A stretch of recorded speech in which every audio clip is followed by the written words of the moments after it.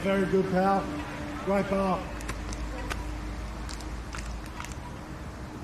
Welcome to Queanbeyan RSL Memorial Bowling Club. We're here for the final of the ACT men's pairs. We're just at the start of the second end. We have Pete Hudson and Paul Totterdell taking on Andrew Hurst and David Mitchell from Queanbeyan RSL. Andrew's just about to bowl his second bowl. He's got one sitting on the jack. Yeah, another good one here, mate. Good to there. Come on. Yep. Yeah, a couple of great bowls. Queanbeyan RSL holding to second end. It's 2-0. The side of Pete Hudson and Paul Totterdell are holding 2-0 up at the moment. It's about 32 degrees here, so it's fairly hot. It's trying conditions. The wind is not playing that big a factor from the northwest at about 17 km. It's not too much of a factor. Paul Totterdell, his first bowl. On track. Paul takes the shot. That ball touched the jack, so it's marked. Or you just walk, chuck it out. Right there, Dave. David Mitchell.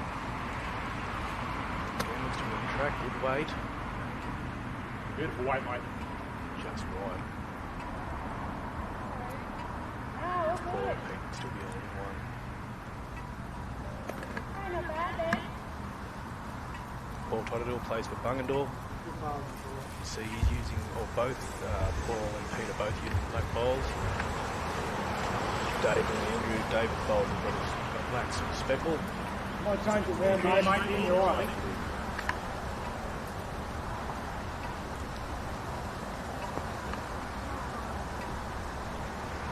David Mitchell. No. Going straight to Jack. Close. Close, great bowl. David holding one there. Great bowl there. Wind gust. Apologies if that's coming through the microphone. We've done our best to cut the wind out. Here comes Hutto. See how he goes with this one. So in a game of pairs, this level you bowl 2 bowls, then you swap and you bowl your last 2. This will be the third bowl. Place, Hutto. Again, looks to be on track well. Yeah, bad luck. Good weight. Good weight there. And Hurst makes his way down to bowl his third bowl. While this game's going on, we do have the women's final and another ring score there at the moment. Get out of the road. See the score. 7-all, I think, after 4 ends. In the women's final, I'll keep you up to date with that as we go. Good ball.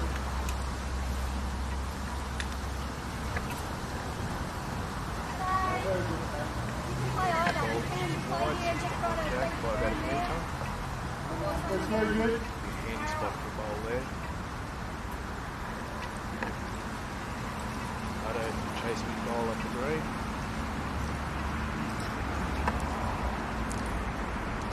That's all right. Good there. Coming in the running line. Yes. That bowl. Under yours. Yep. Yes. Just a roll. Bowl.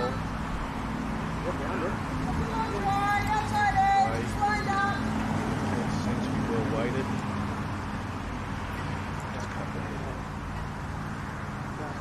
Again, good weight.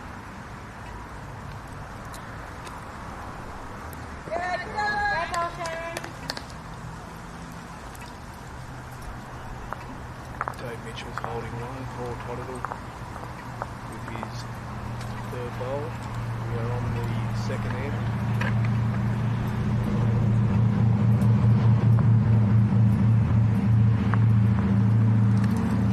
Liking your work, mate. Cut the head.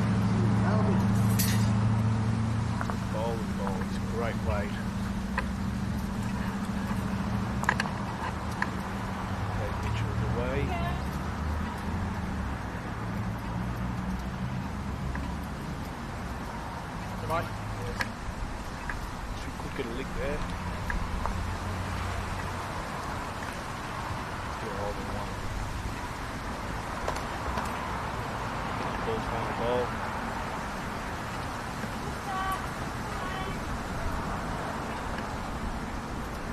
Good track. Try to stay out of track, mate. If you get it wrong, it's shit. So David at this stage is holding one. There we go.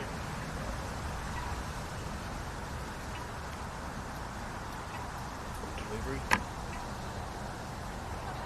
Likes it. Again, the weight is fantastic. Something's not getting in the way there. Good call that, Hutto. Called that one. Dave. Dave. Mate? Yeah. Yeah, side it back a bit, mate. That's good. And that right back instead.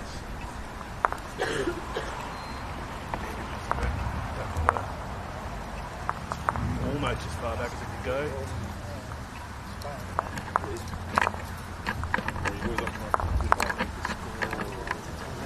One, two after 3 ends.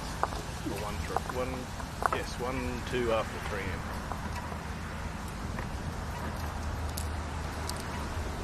Lead throws to Jack.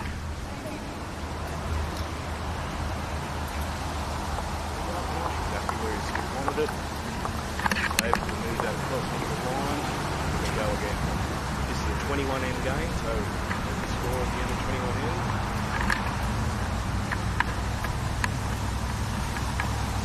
His first ball was away. Good track. Just a touch short. Good, mate. Very good. Yeah, handy enough. Hutto's away with his. These boys have all already played one game today. Early start, they played the semi-final. Two really great games of bowls. 2 foot on your last count. Pete Hudson and Paul Tuttle got over Andrew Ashland and Shane Merton in their game. And Andrew and David had a very close match with Steve Ritchie and Logan Waters, stealing it with a 4 on the last end. Very good. Unlucky for the young boys from Yass. It was a great game. Two great bowls there, Andrew. Holding a couple. Pete with his standards walk down the green, much authority. Right, Hutto. Ball goes through. Still be 2 to Queanbeyan RSL at this stage.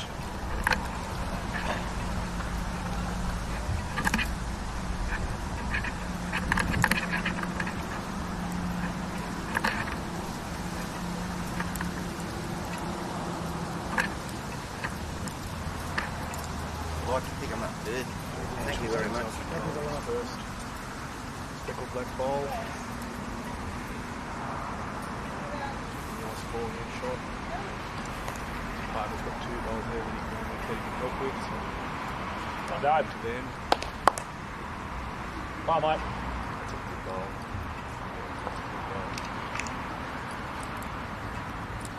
Possibly holding 3 with Paul to release his first now.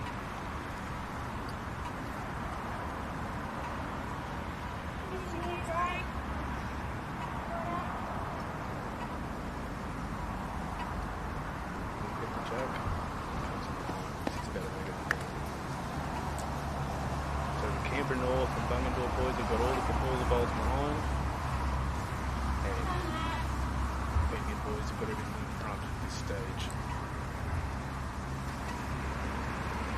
They realise that, and see what they're back there just in case. It's always good to have a back ball.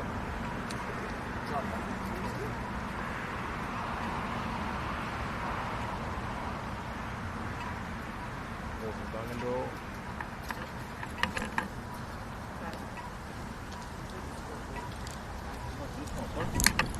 Can't wait. No, mate. That looks very good. No, mate.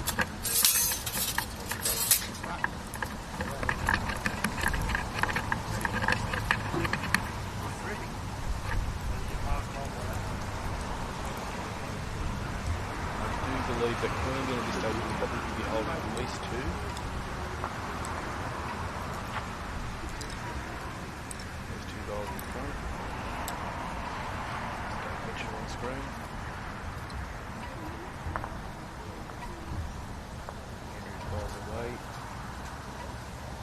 trying to get between his two other bowls, I think. That's the track to the jack.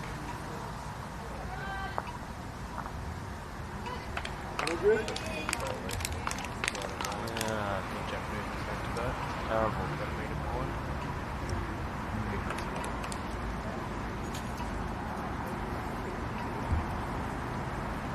Options the ball 10 metres wide. Yeah, hello. It's got a good track. It's got a Good good one, track. mate. Yeah. It is a shot ball. Take your hand. Sure it is.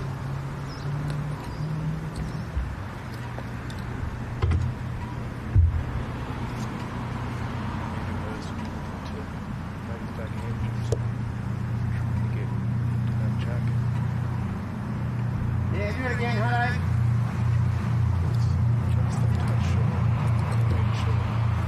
As I said, this is the third end of a 21-end match, so while these boys have had a fair bit of bowling today, they would still be feeling out this particular rink.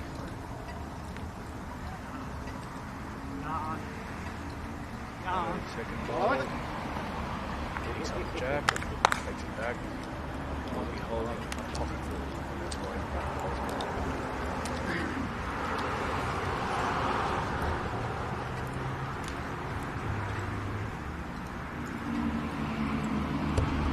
Mark your own touches. Oh, sorry? You got to mark your own touches. I don't. Dave Mitchell's got a bit of a shelf there that he can bowl to. Three black bowls are all against him behind the jack.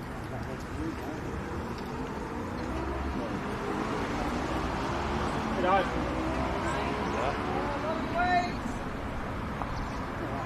And as you see so often, Third, mate, well done. probably just takes a shot.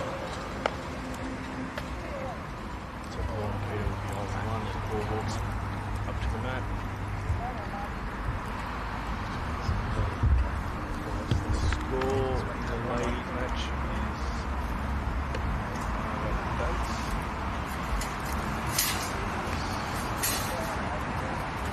10-7 on the 6 ends.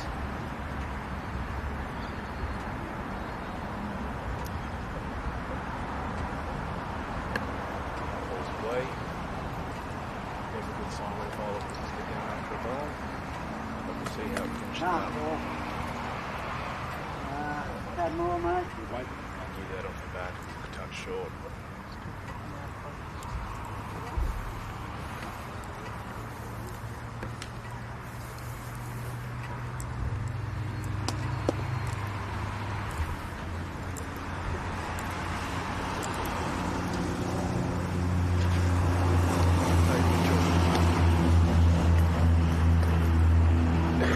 Great start. Well done.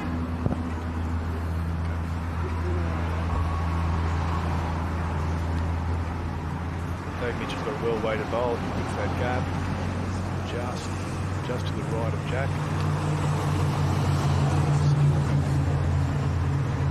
One to the camera. Thunderdog noise at the stage. Tops of the way. Likes this one a bit better than his last one. Partner Pete Hudson. Intent over the bowl. It's touch short as well. Buddy.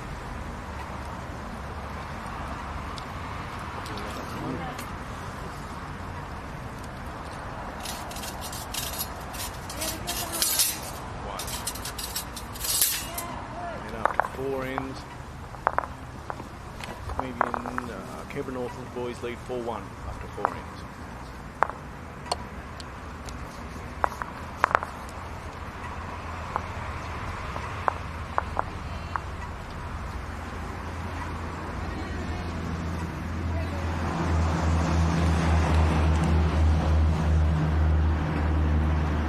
Hopefully you can hear me a little bit better there. As Hutto delivers the jack. We're on the 5th end. We're going to get behind 1-4 at this stage. Delivery. As I said, it is warm conditions. It's about 32 degrees, probably a little bit warmer now. We're expecting a top 35. 33.1 by my measurements.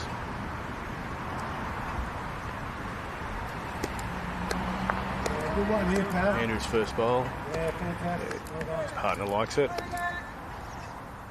Nicely just behind Jack.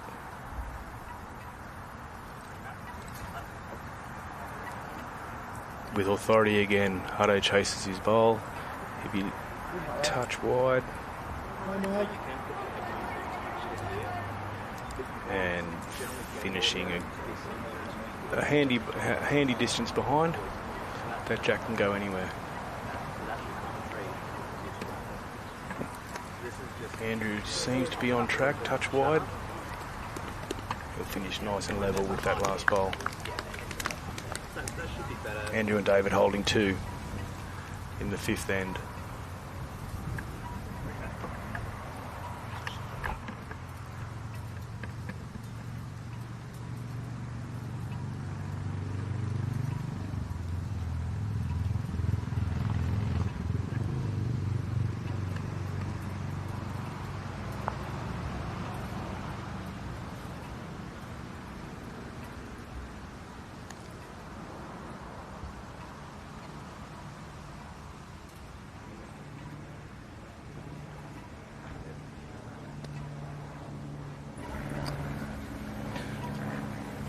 Dave Mitchell. Doesn't seem to be overly impressed with that one. It's amazing you can read a bowler's face as soon as the bowl leaves your hand. You know if it's on track or if it's good weight or if it's a touch short. Tosses away. Can he get around that bowl? Hits it square.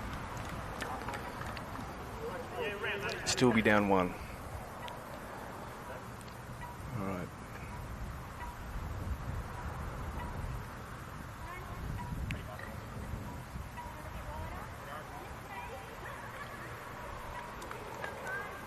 The bowl sit about a metre behind again.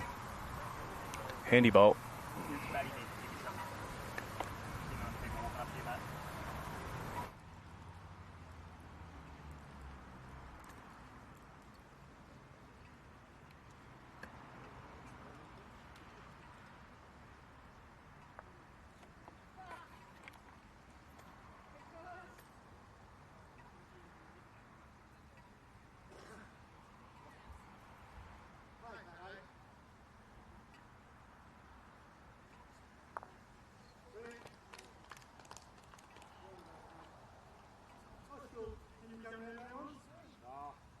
Let's play 100, mate, on the Jack. Jack, back to you.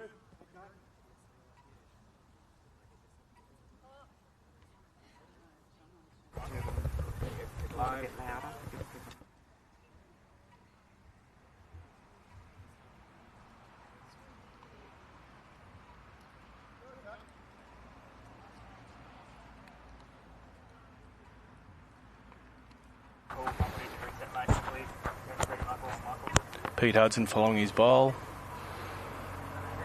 Seems to be a good track. Again, it's going to run into that. Might have created 2. Welcome to commentary, Andrew Ashland. How are you? How was your semi-final this morning? Tough one? It was a tough one, mate, and Peter Hudson played awesome this morning, and Tots just backed him up when he needed to, so they were too good for us. I did see most of the game, and all 4 of you can be congratulated. It was a great game, and to make it just to a semi-final of the men's pairs is a fantastic sort of achievement. Again, our best wishes go out to Stephen Rootsy and Logan Waters, who were the unsuccessful pair in the other semi-final. We've got Andrew Hurst bowling his final bowl here. They'd be down 2. Is that your call, Andrew? Down? Yeah, definitely down 2 from this angle, Neil. Bowl goes through. Won't affect anything at this stage.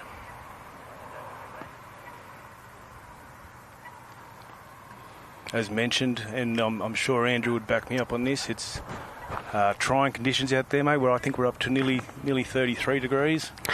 It's very hot, and the wind's a little bit fluky, but the green's running beautiful as they always do here at Queanbeyan. So credit to Wade and his crew. Paul's bowls away. Seems to be a reasonable track. Is he going to be able to create 3 out of that? Very close, and it'll fall in. Fall in for shot, yeah. Some great bowls there. I'd say at this stage, Peter and Paul would be holding 3.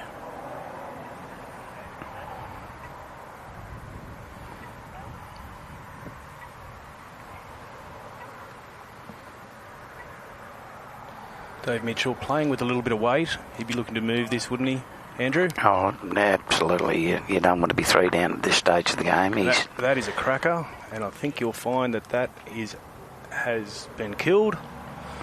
So we will roll the bowls up. That end won't count, and we will go again.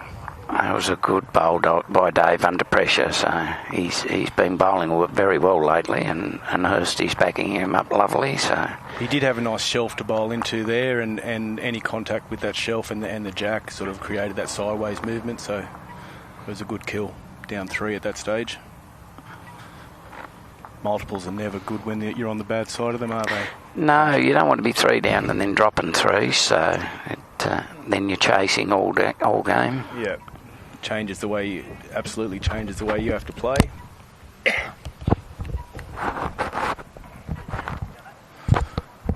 We seem to be focusing, our lengths are slightly longer than usual, neither team has brought the mat right up or has played a significantly short end. So again, only in the 5th end, so sides still feeling each other out a bit.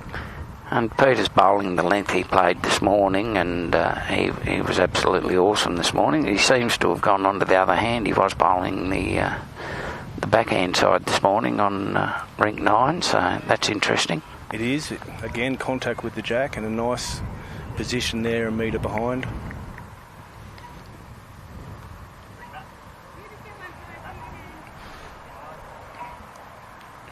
Andrew seems to have a good track here.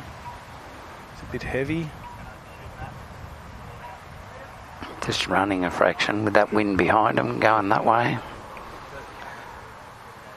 As I said, the wind from probably the northwest, when the bowlers are bowling here towards the club, that there is a slight wind assistance. That's pretty obvious from our seat. We're sitting directly in the middle of the green where our vantage point. Hutto happy with that one.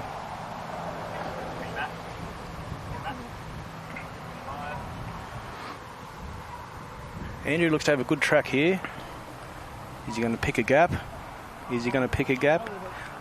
Yes, he is. Oh, just run through.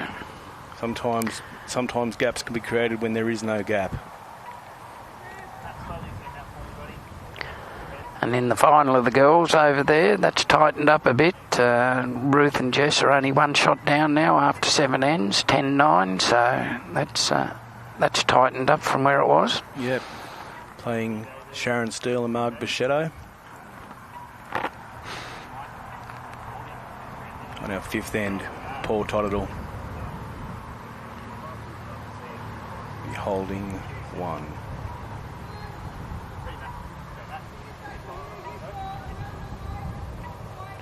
Good to there would be the call.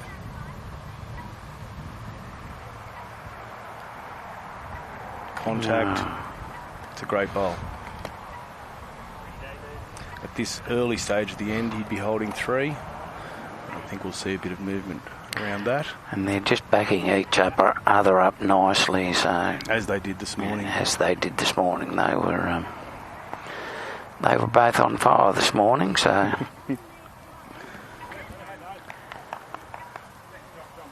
That's a good bowl by Dave. He's cut that back to 1.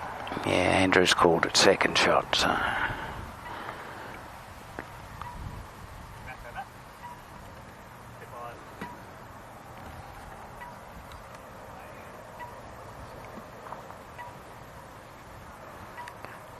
Schultz has just run through a fraction with that one, but it's in a good home, so that could come in handy later. That's a very handy spot for a bowl.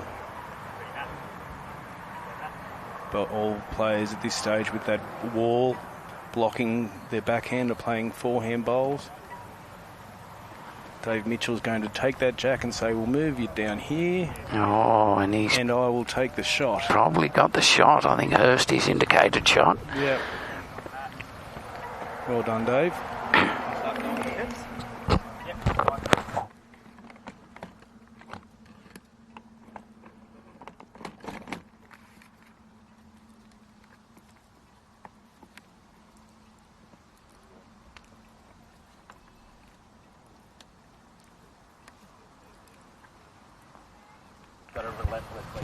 Co-commentator has just realised that we do have a screen in front of us. It's showing the exact layout of the bowls. Pete Hudson stalks his bowl down the green. Is he going to find that gap? I think he'll sit there it's nice just going and to behind. hang wide. Oh, it's come into a good home though, Yeah. Neil. Good spot.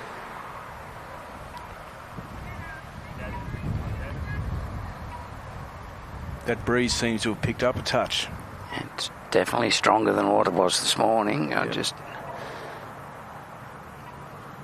is making conditions a little bit more favourable, I guess, because 33 degrees in Queanbeyan with no breeze at all at this time of day.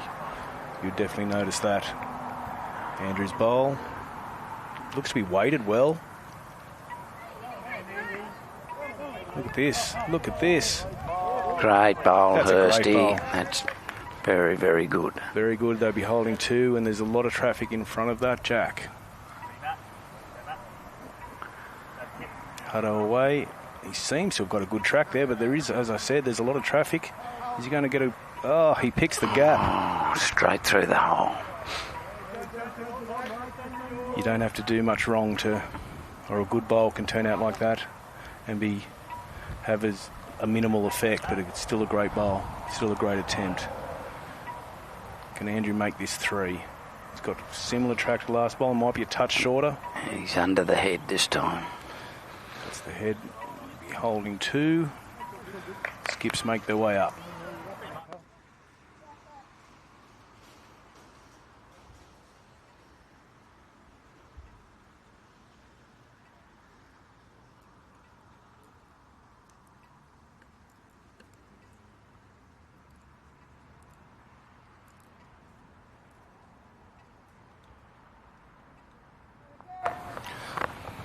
Totters assessing the head.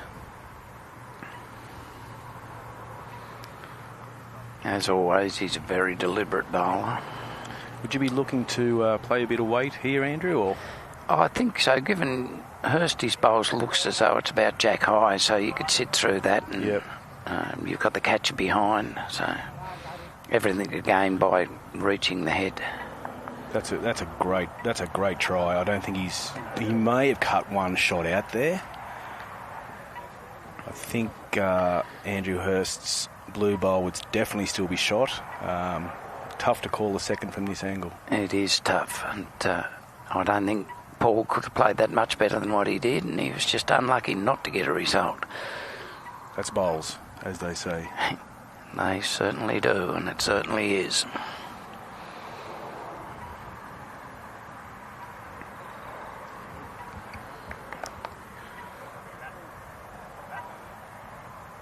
Dave Mitchell playing his forehand. It's a touch wide. I think he'd be probably trying to stay away from the head there with that one. I think he didn't want to make that a bigger target, and he hasn't ended up in a bad home. That jack, as Paul Tottle releases, that jack could go anywhere with this bowl if Paul's bowl's on a similar trajectory, which it is. Might just contact. Just not going to let go. Oh, he's got lucky there. That's bowls. Now this is the first bowl has been removed, so one to Mitchell. They've called that. Oh, still one to come. Andrew got a bit excited then.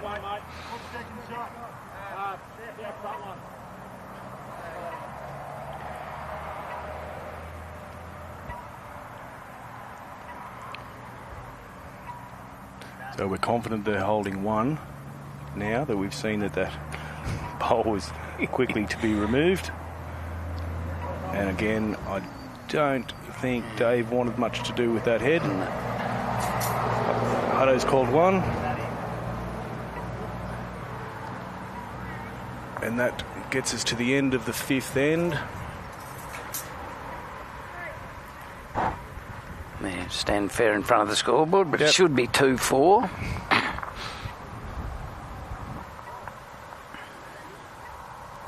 So that basically that means we've had 6 scoring shots in 5 ends. So that just shows a sign of just how tight this game is. Over in the women's final, 10-9. Oh, Marg's going to update the score for us now. Thank you, Marg.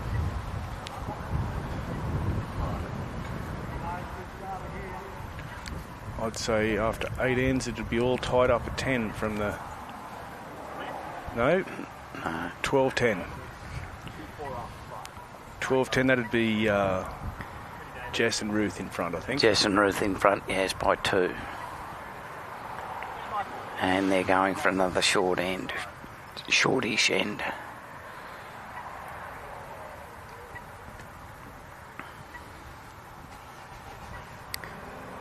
That's about as far away as Pete Hudson's been from the jack all day. All day. He has had a blinder today. He can go home very happy with himself. But Hursty's put, looks like 2 very good bowls to start this end, and a toucher on the second. Toucher on the second. His first one's got a nice, giving it a little bit of shelter.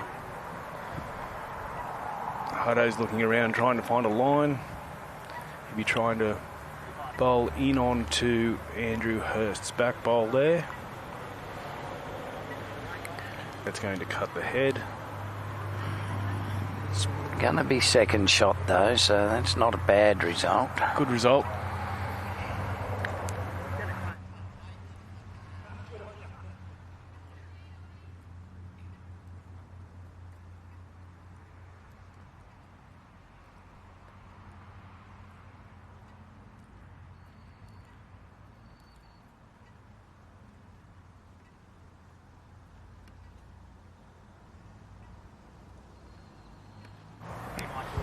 Dave Mitchell sends the black speckled bowl on its way.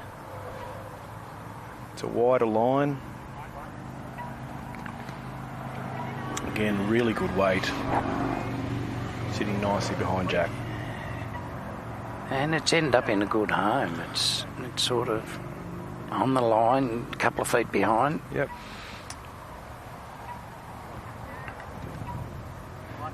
The bowlers that make a final of any sort of competition at any time can hit a jack, so the jack can move at any stage, so you always want your bowls in a nice handy spot behind the jack. That's another... Paul would have 2 seconds there.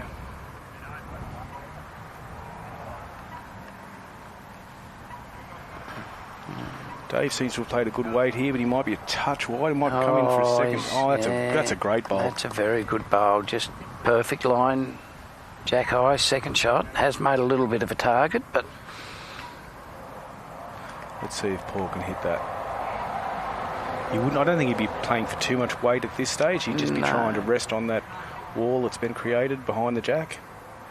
Just playing through that funnel. I think he's actually pulled up a little bit short and...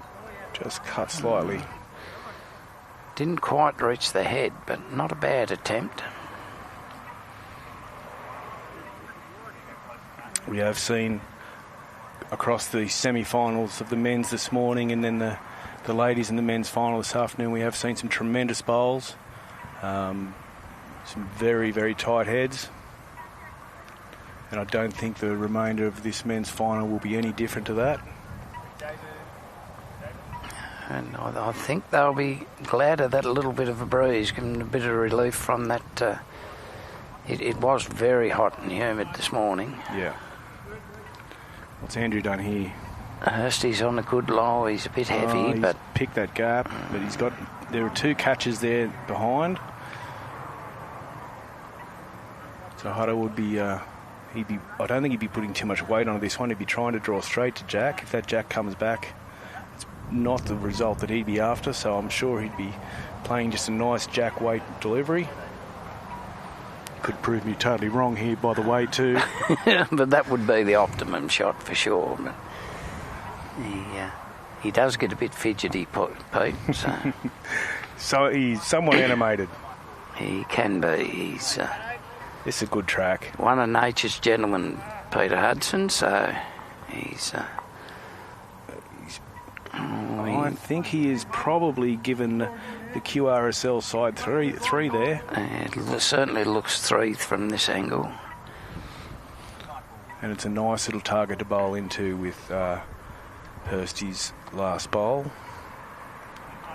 You'd be looking to hold 4 at the changeover, I'd say.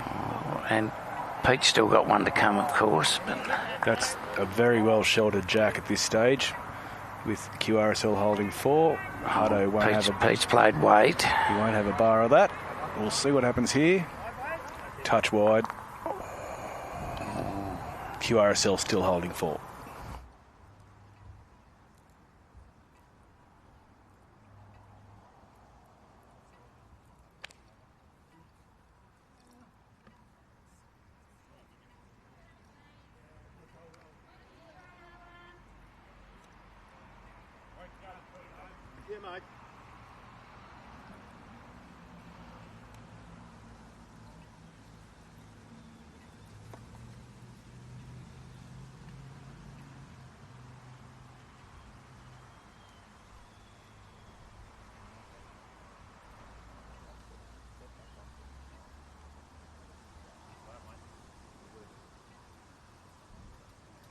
Dave Mitchell there just going for a bit of cover, which probably advisable because I don't think Paul Totterdell will be short of this head.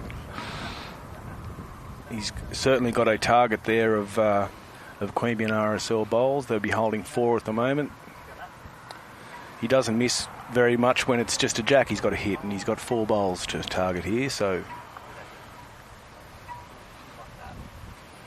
can see on the screen there we're on the 5th end. 4-2 is the score to Hudson and Totterdell. This is Totterdell's second last bowl. Not massive weight, but definitely authority. Contact. Oh, that's a great shot, that's Paul a cracking ball. Totterdell. That is.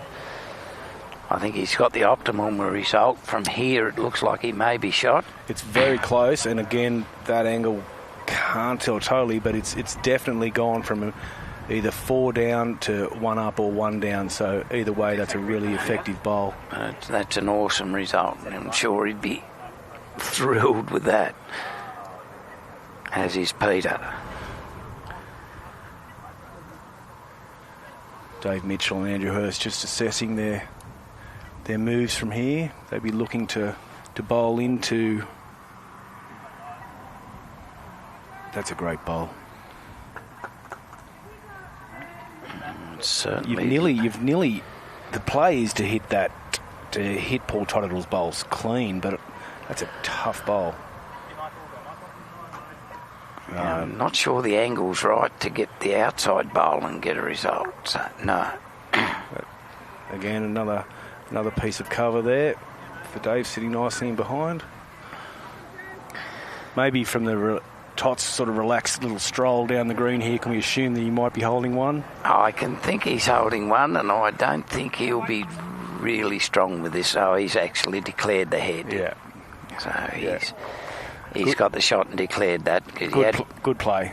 He didn't have a lot to gain by playing his last bowl. No. He done all the damage with his first, and that's puts them out to a 5-2 lead after 6 ends. 5-2 after 6.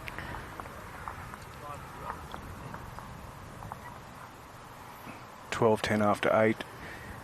And the ladies' game next door. And Jess and them obviously won that last end, but haven't updated the scoreboard. So well, I'm going off the scoreboard, Andrew. I'm sort of focusing on this game, so I don't exactly know what's happening over there. But I'm sure if we make a massive mistake, we'll get yelled at. So we'll call it by the scoreboard. I'm happy with that.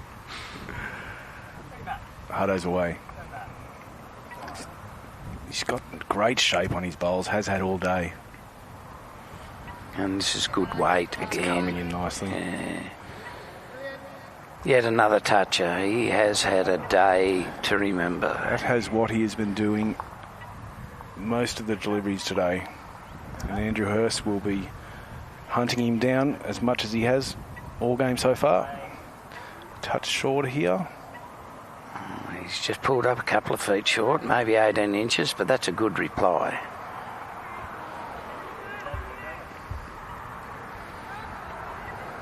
I do like the way Pete Hudson stalks his bowl. Peter Hudson couldn't stop still if he tried. He's full of energy, full of beans, and he'll be like that all day, I can assure you. One on and one behind, perfect lead bowls. Andrew will take a second shot with his bowl, I would say.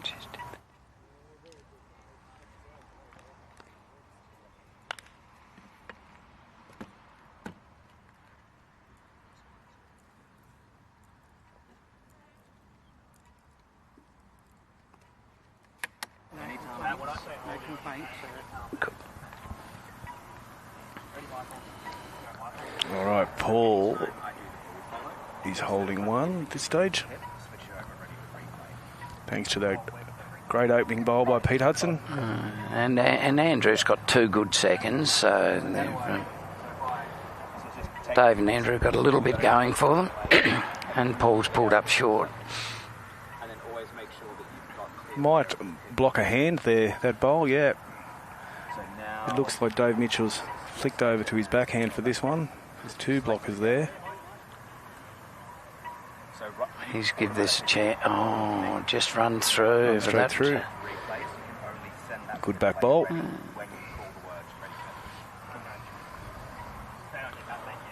I don't mind aggression when you're holding 2 seconds, so he give that bowl a chance for sure. Yep.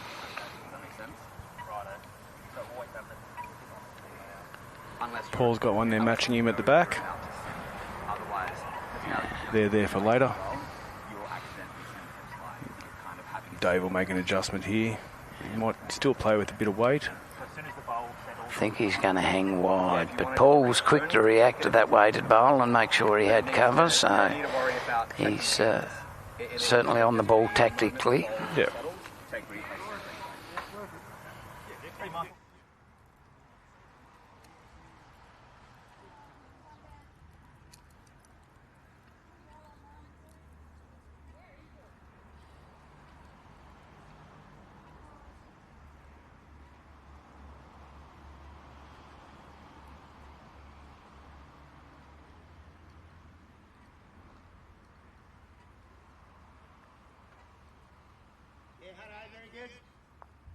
Doesn't need that much weight, pal.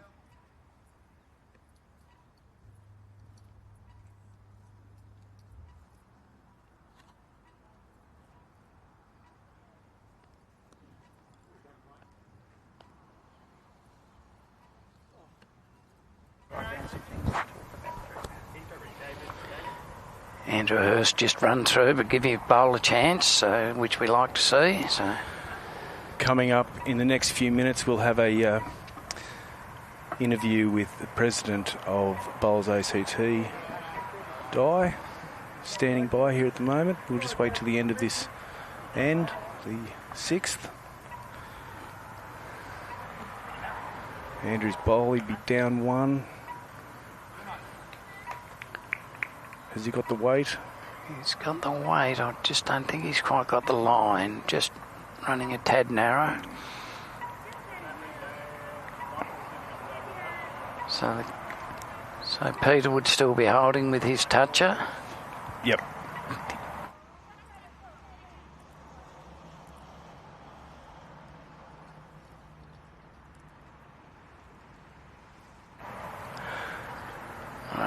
Let's see if Paul can improve on the one that they're holding at the moment with Pete Hudson's great first bowl. He doesn't like it.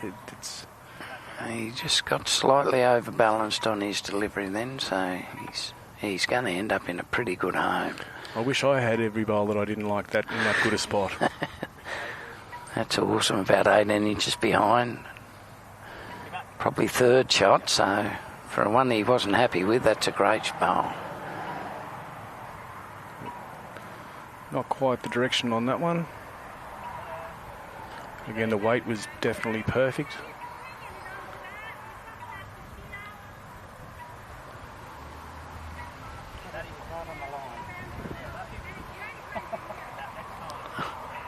Paul. Has he got the weight? No, he's pulled up short. A bit hard to see with Hutto just blocking the line there. But I don't think these bowlers are aware of exactly what the camera awareness isn't quite there. And it's hard. It's just an extra thing that you need to focus on when you're bowling. Bowling on this TV rink is not the dream job that some think it is. Oh, that's a great bowl by Dave That's a really Mitchell. good reply by Dave. Oh, Dave, he's drawn the shot there. That's an awesome bowl from Dave Mitchell. That's a great final bowl. That's why you get paid the big bucks, Skip. That would be Queanbeyan 5.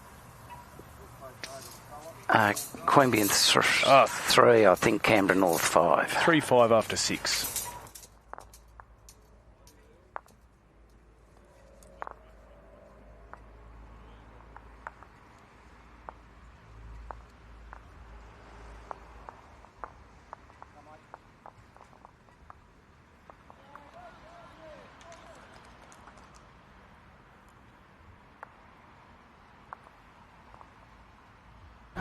Just a correction there, that's after 7 ends. It's 5-3, the Canberra North Bungendore connection leading after 7 ends. As President Di dons the headphones, adjusts the microphone. Just put that microphone up there a bit, Di. Welcome to Queanbeyan RSL, Di Marquet. Thank you. One of my old clubs before I went to the creek. Perfect greens, as usual, from Wade. You're fairly familiar with these conditions? Yes. Unfortunately, we can't control the weather, which we knew it was going to be hot, but at least there's a breeze to cool them down a bit. Hursty's got holding one here, and I think he'll give it a mate. Might just bowl through, come through just a little bit. Should still be second shot at this very early stage. Di. Yes. How did you go in the ladies' pairs final? Who are you playing with? I was playing with Jodie Marshall from Goulburn. Yep. And we managed to lose the quarterfinals against Ruth and Jess. And so we only lost by, I think it was 4 or 5 shots. Yep. It's a good result. 17-22 it was. Ruth and Jess are currently leading the final. I think that's right. Yes. Yep. Yep, Ruth and Jess on 12, Margie and Sharon on 10. Di, we've got a new executive officer at Bowls ACT. Yes, Paul Gilbert. Paul Gilbert started with us on the 6th of January, and he's had a lot of catch-up to do. As you know, we lost Nick around about September, October. I can't remember exactly. He's been a bit busy. Andrew Hurst still holding shot with his blue bowl there. Tots from Bungendore. Sorry, they'll be holding 2. Tots makes contact. That's a really great bowl. Nice toucher. Yeah, so Paul spent most of the time catching up on all the office administrative stuff, getting ready for the AGM, which will be in May. Yep. This year. And getting to learn about bowls. He was actually down in Melbourne last... Oh, sorry, I was watching that bowl. He was down in Melbourne last week. He actually had his first game of bowls. How did he fare? Yeah. As a golfer, is he a good bowler? I don't know. I don't think he was. He said it was a bit hard when you're teamed up against Ellen Ryan and Jamie Reynolds. Tough. Tough opposition. Paul Tottle he's got 2... How would you read that? I think he'd be holding shot and third, maybe at this stage.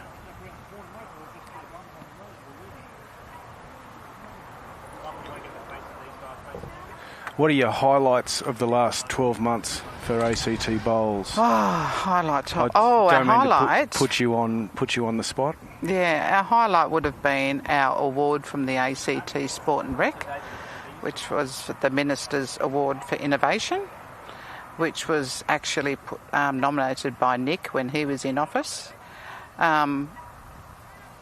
for our graded reserves in the singles in all the disciplines. A great award. Yeah. Well deserved. And I do hope, I don't know if Nick would be listening, but Nick, if you are, how are you, mate? But yeah, congratulations on everything you did and achieved with Bowls ACT, mate. Hats off. And Paul Gilbert does have some big shoes to fill, but I'm sure he's up for the job. Pete Hudson's away. They'd be holding one. This one's got a good shape about it. Here it comes. It's got a very good shape about it. Make that two. Then you just put Michael on underneath. Michael's on underneath. Let's see what Andrew can do about that. Two great bowls there. That's going to be just wide. Unlucky. A game of absolute millimetres. The women's final, Jess and Ruth have bumped ahead by 6 shots, 16-10.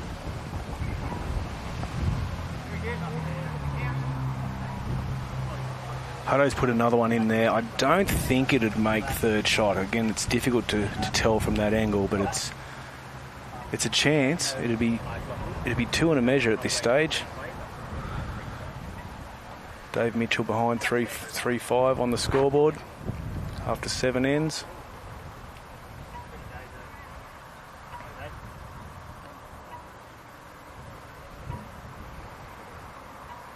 Bit of weight there, Di. Yeah, a little bit of a controlled weight. Is he going to get contact?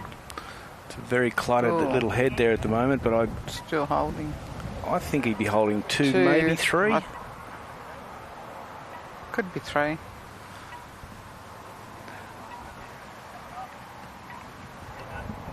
We're a third of the way through this final.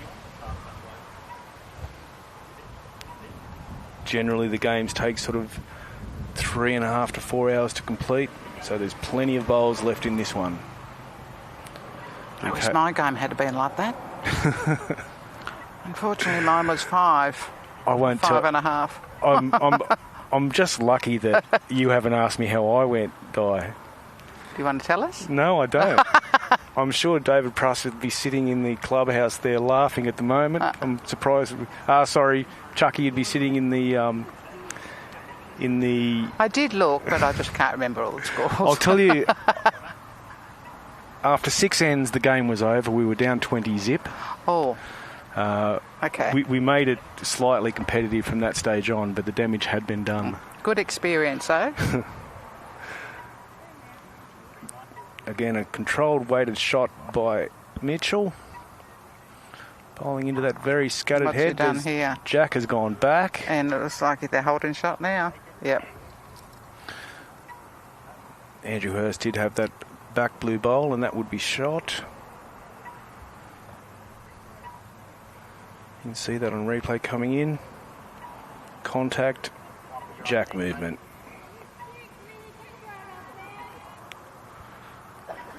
So after this, all we've got left for our state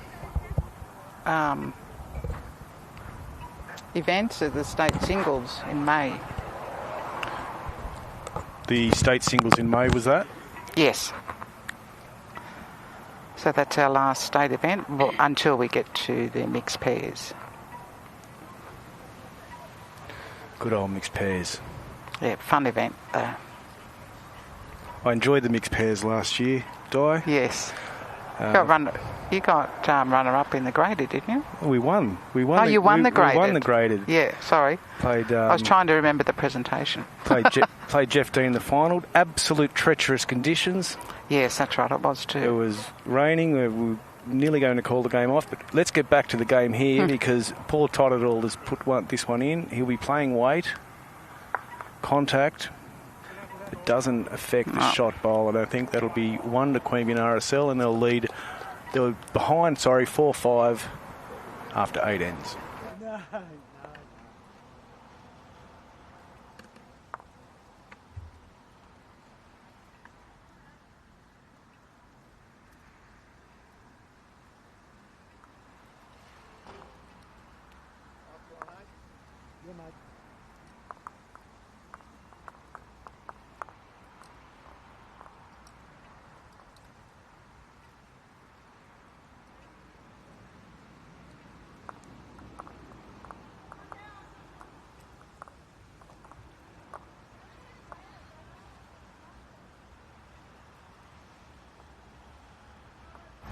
I have to hold it because it's fallen off my head.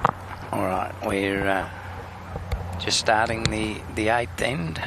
Score update on the ladies' final is Jess and Ruthie up 16-10 after 10 ends. So they've jumped away a little bit in the last 3 or 4 ends. Andrews started off with a good bowl, 1 foot behind. Peter's bowl on its way now. Got a sense of it cooling down a little bit. That breeze is certainly appreciated by all the players, I'm sure, Di. Peter's first bowl has just run through the head fractionally, but in a good position.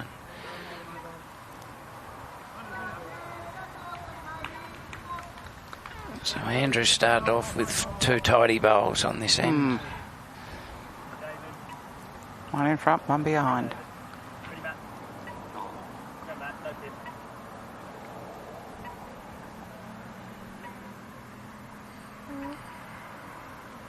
Hardo's weight was pretty good. Finished about jack high, but just a fraction tight.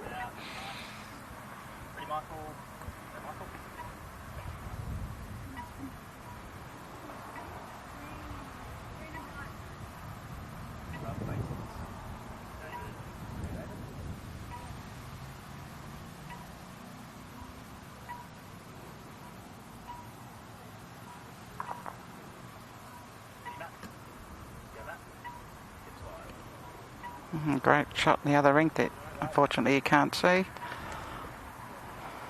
We're down 2. Margie's come through. Unfortunately just missed it, so cut him down. Yeah, it was a good second shot, Di, I think. And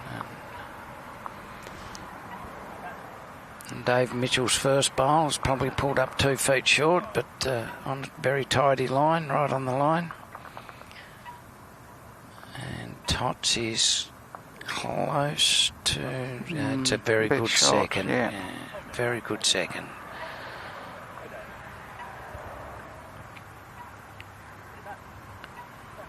Dave's second bowl on the way.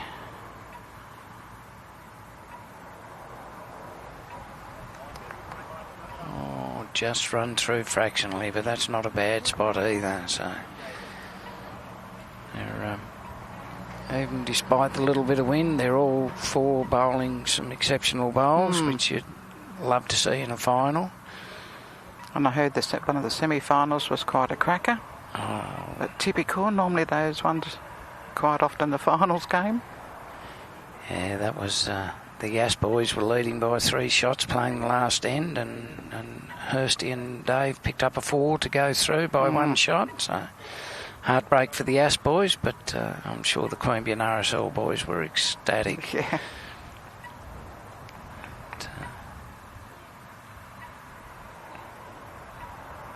Hutto slowed down a bit. Maybe he's getting tired. He has slowed down. He had a leg injury only in the last couple of weeks that it's probably maybe just starting to impact him a little bit.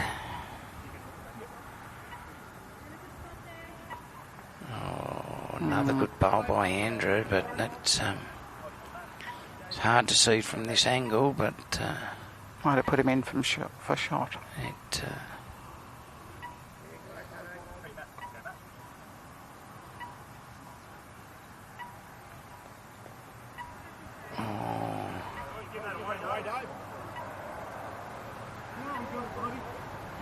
No, Dave said that Andrew hasn't given it away. They're still holding, it. so...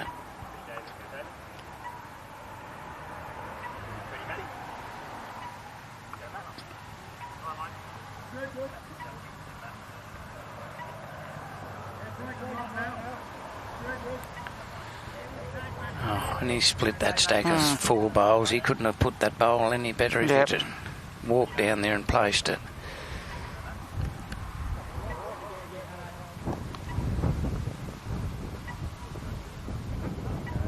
Oh, I think Hardo's got the shot this time. Oh, has he? Yes, he's... Looks like the front one shot. Oh. Oh, yes, he's pushed it in. Yes, he's pushed. Yeah, the front one is shot. But yeah, he... one in, one out. One in, one out. Oh, yeah. But he did go from 1 down to 1 up, so... Yep. Dave's playing the forehand.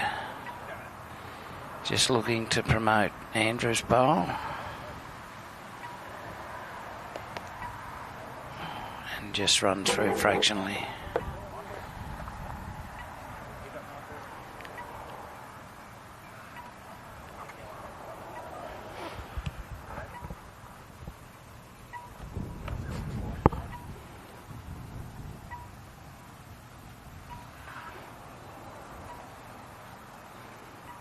And just to remind any viewers that are in watching from the ACT that have put their expressions of interest for our rep squads, the first trial date is set down for the 29th of March. You would have all received a letter to be held at Tuggerong.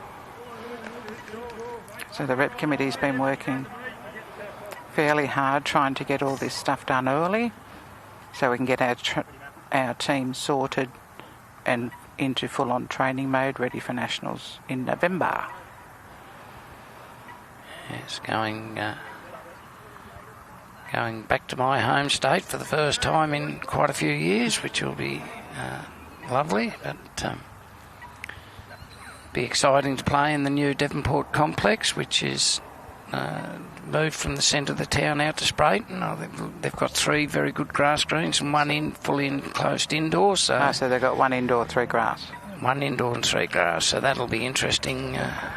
It's a mixture we don't normally have at the sides die. So I think it's just going to get more and more these days, with a lot of clubs heading towards some type of synthetic. Yeah, so less maintenance. A lot less maintenance, and from all accounts, I haven't seen the new facility at Sprayton, but my mate Scotty Summers is the bowls manager there, and he tells me it's a lovely complex, good greens, and friendly staff. So we'll see how close he is when we go down. Just hope it's good weather. So a little bit different from October, but... No, November in Tas is probably one of the best months out. So October can be getting a little bit wet, but November's normally good weather. So something to look forward to for all the rep players. And as always, as we all know, it's an honour and privilege to represent your state and your territory. So it sure is. That I'm sure every spot will be contested hotly. Good start by Andrew Hurst. Peter's bowl went through about 4 feet, and Andrew's probably pulled up 2 feet short, but a good starter.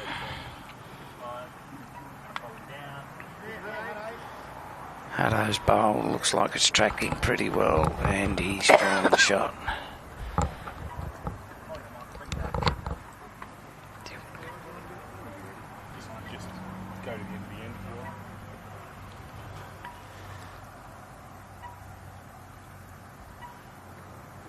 Andrew's bowl has just slipped past, so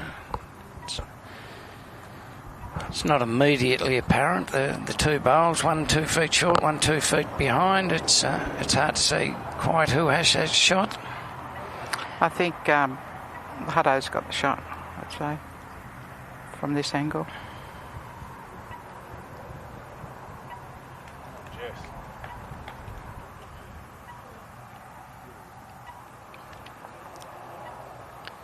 Jess looks like she's just trailed the jack over there to make a couple, so they're...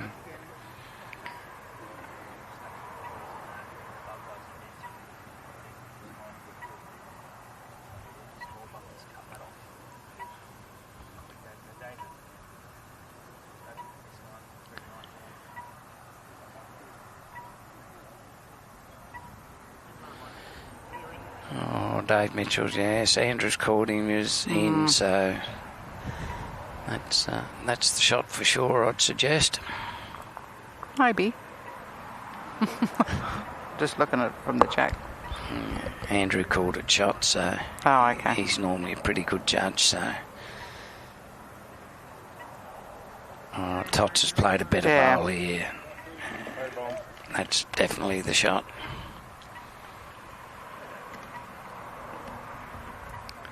It's forced Dave to change hands. He's coming up on the forehand.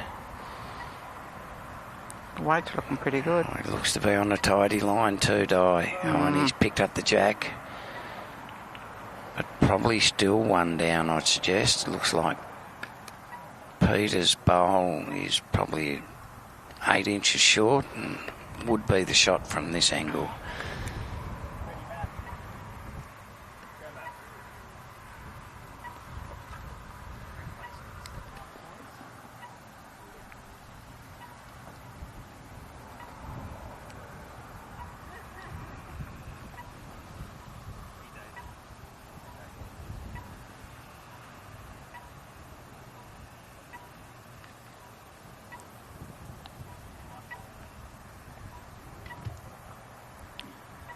Peter's bowl's on the way. Looks like to be on a... just missed them all. Yeah, just slid past.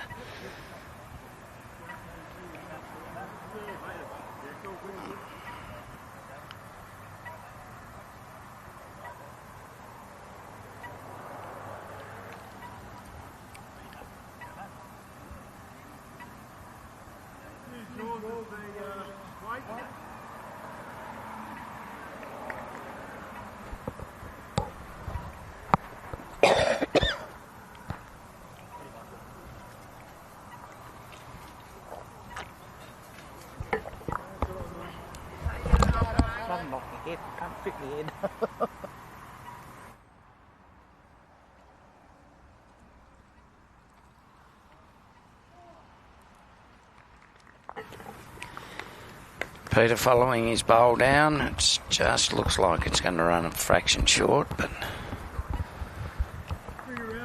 another one in and around the head.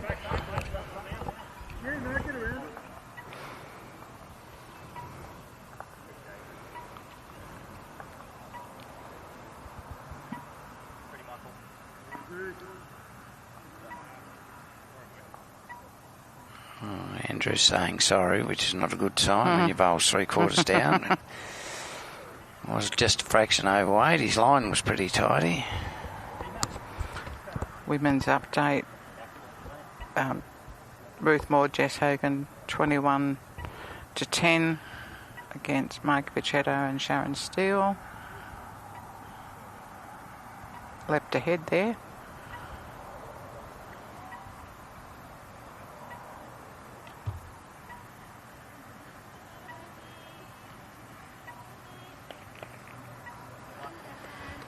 Certainly 4 of our more experienced lady bowlers and all in pretty good form at the moment. So I know Shaz was looking forward to getting to be able to play at Nationals since she missed out the other year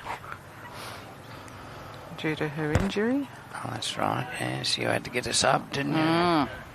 Was a good sub too. Mind you, though, I had to skip. I was unhappy, but we did the job. Yeah, you got a bronze from memory. Yep. It's Never to be sneezed at Nationals. Dave Mitchell's got his bowl coming up on the backhand. It's coming into the head nicely. Oh, just going to sit that back group. So just slid past. Very good effort.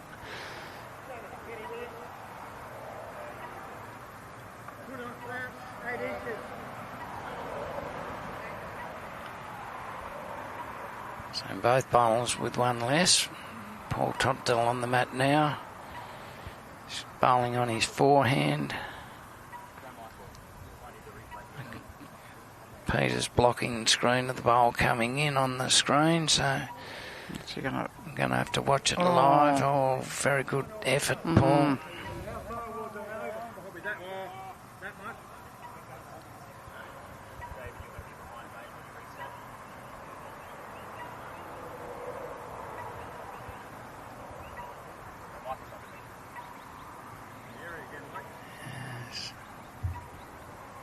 Might be a tad heavy just again. a tad heavy again, yeah. It's going to end up in a similar spot. But that was two very good efforts.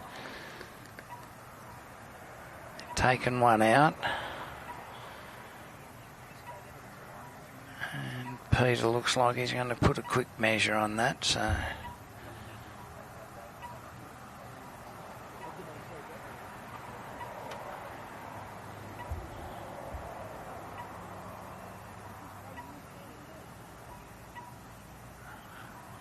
No, it's only the one, so that's 7 forward Canberra after 9, 10 ends. So it's still only 11 shots in 10 ends. It's a cracker of a game. No one's certainly picking up easy shots.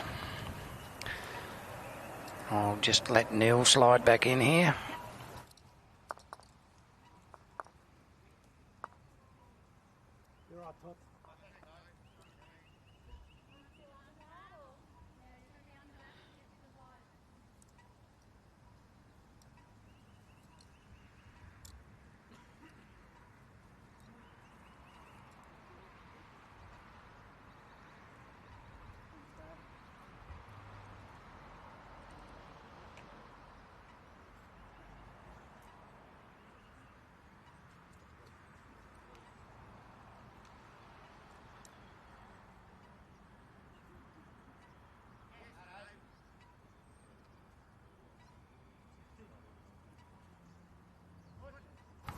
Pete Hudson puts that bowl on a really great line, pulls up about a foot in front of the jack.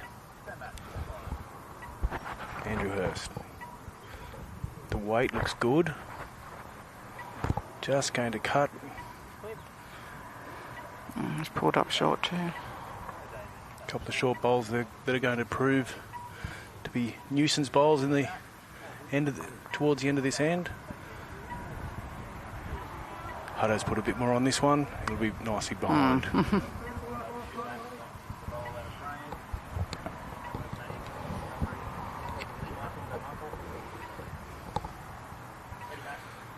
Let's see how Andrew Hurst deals with those two front bowls. Got a bit more weight on it this time. Yeah, nicely behind. Standard typical shot. You short your first bowl, you can guarantee you're behind on your second one. Yep, you just try and put that little bit extra on it. They're building ahead on this is the I think this is actually the 11th end. After that last end, the score hasn't quite been updated just yet. Let's go, Tots.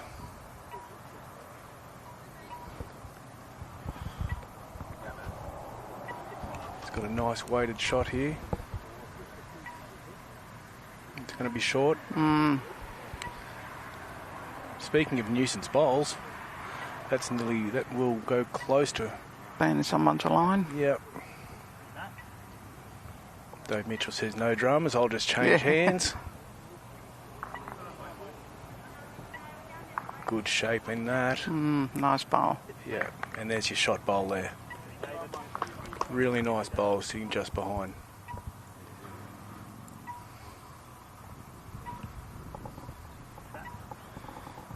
Ball never changed his hand. He stayed on the forehand.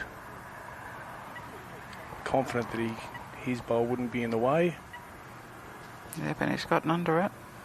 Picks the gap. But still a bit short. Probably second shot. Hmm. Dave stays on his backhand.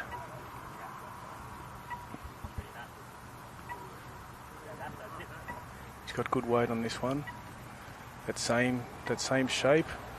Finishes. Oh, that's two great bowls. Oh. Two really good bowls. Two rippers.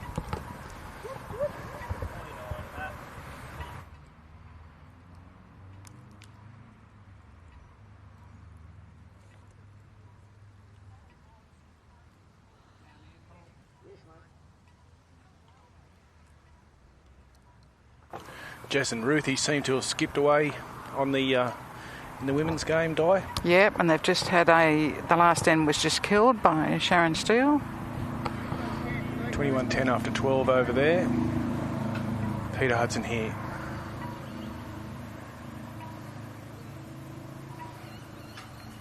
He likes it. If you can miss that front bowl there. Just that tad heavy. It's just those few nuisance bowls that are short that are tangling with the bowler's release and wondering which way they'll play.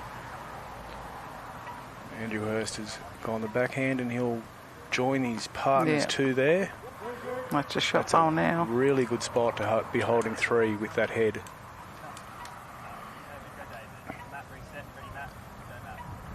Pete chasing his bowl down. It's better line. It's a better line. It'll cut at least two out. He's got shot, I'd say. I think that'll go close to shot. Yeah, they seem confident behind. They seem confident behind the jack.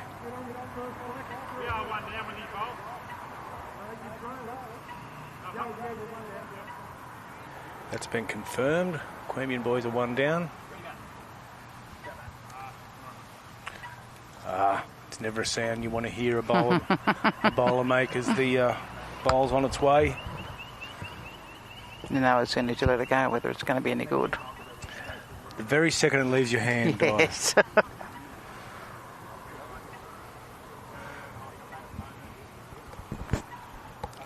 Both skips, as they walk back to their spot, are assessing the head, trying to figure out how they can change it or how they can put an effective bowl. There are those few bowls that are messing with lines. And here comes that intense heat again. Breeze drops, direct sun. Yeah. Welcome to Queanbeyan. It's not a bad town to live. It's not a bad town at all. Nah.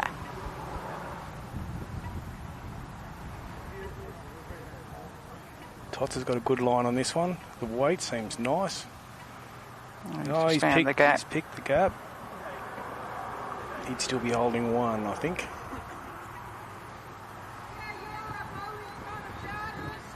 Probably a little bit more weight on that one. It'll sneak past, I think. Yep.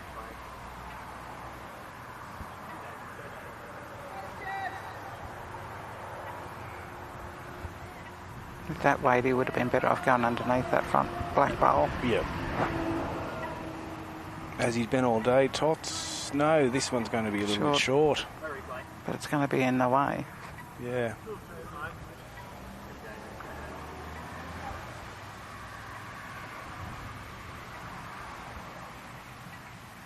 Can Dave Mitchell change it with this one? They've called that they're down two. I think they'll still be down two. No, down it's one. only one. Andrew Hurst signals one, and that will make it.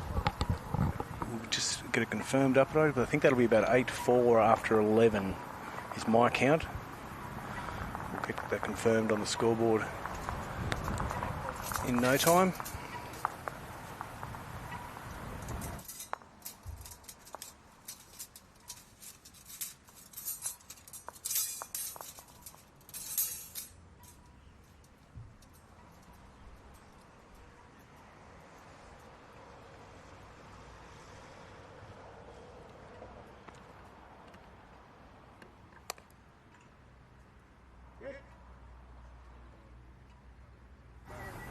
8-4. Paul and Peter lead after 11 ends here at Queanbeyan RSL Memorial Bowling Club in the ACT Men's Pairs Final. Pete Hudson with his first bowl. He's bowled well all day.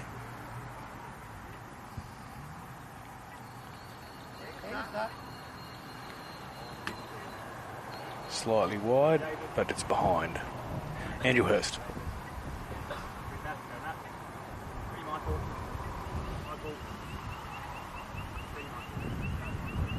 The weight looks good. As I'm looking at it live to the screen, the track looks good. A foot short, but shot at the moment. Hutto's played a slightly heavier one.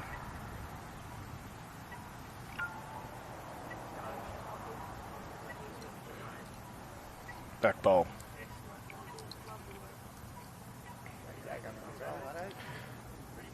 Andrew Hurst. The weight looks good. The track looks good. Either he's going to be short. Is he going to get around his first bowl? Yes, he nice is. shot.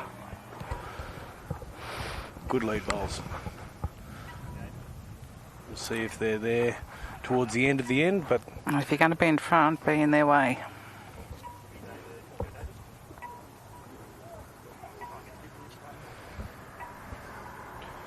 Todd stepping out, seeing if he can get his bowl around Andrew Hurst's blue bowl there.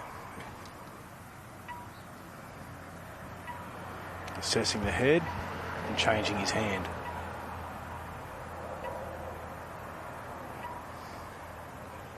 He said, I can't get around that, I'll go through it.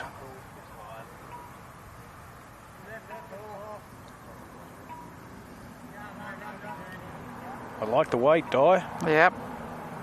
And he's done it. Oh, no, I don't think so. Probably second wood. Dave Mitchell. He's pretty quick on the mat, Dave. Can sometimes be a strategic advantage to sort of be quicker or slower on the mat, depending on the momentum of the game and whether you're up or down and want to change it. Sometimes you just want to keep it the way it is, which means you'll be quicker bowling. He does have a quicker delivery point.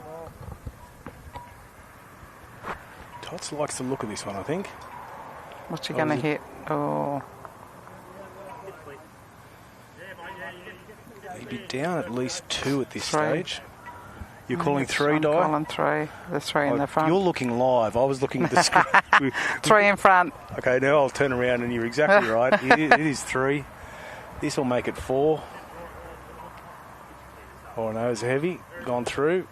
Good back bowl though. Yeah. Handy position to be in, holding 3 with the next best back.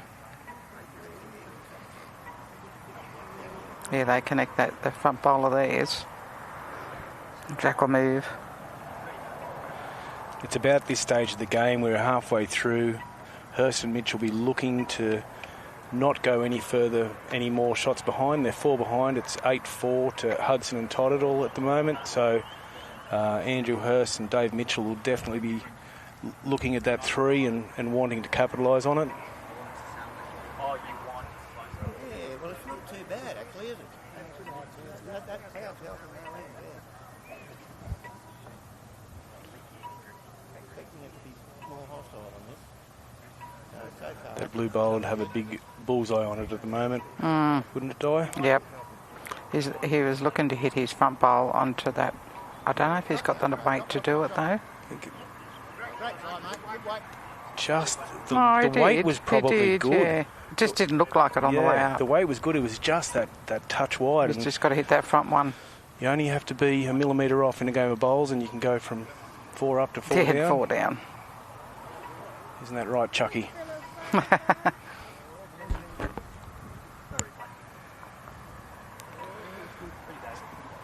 Cluttered head, but I think it would still be 3 to Hurst and Mitchell. Yeah.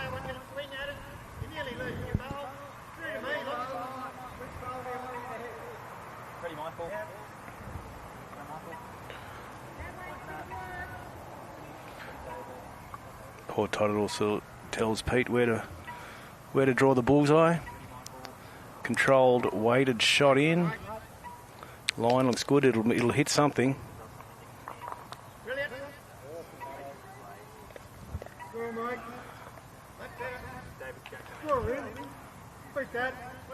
Tough to see at this stage. I think Would it only be one? Yeah, that's what I'm thinking. It's only one. I think that black ball in front on this side is Totterell's. Yeah. Yes, it would be. But they've opened it up a bit. They can get in there now. Yeah. Yeah, it'll be interesting to see how much this changes over the next 4 bowls. It'll be Hurst and Mitchell holding one, measuring for 2 at this stage.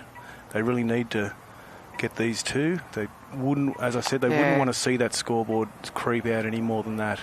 Or even with Dave's last bowl, move that jack towards their 2 back bowls. Yeah, 2 good back bowls there.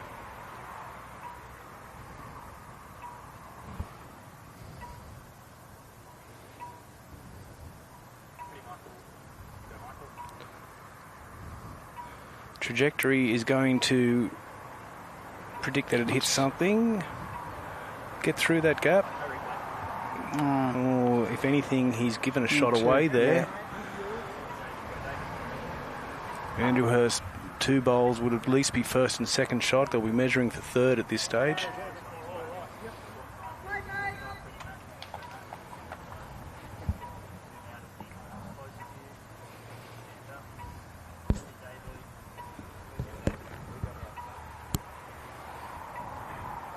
See if Dave Mitchell can add to that.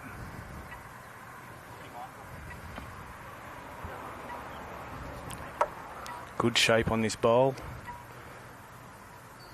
Has he got the weight, Di? No, I don't know. Oh, actually, Well, that's a toucher. he might have made that a little bit better for them. I think he has. It's definitely only 2, but they Could do. be 3 now. Not 100% sure on that bowl on the other side.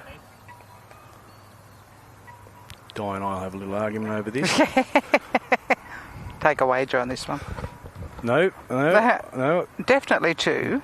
Definitely 2, measuring for a 3rd.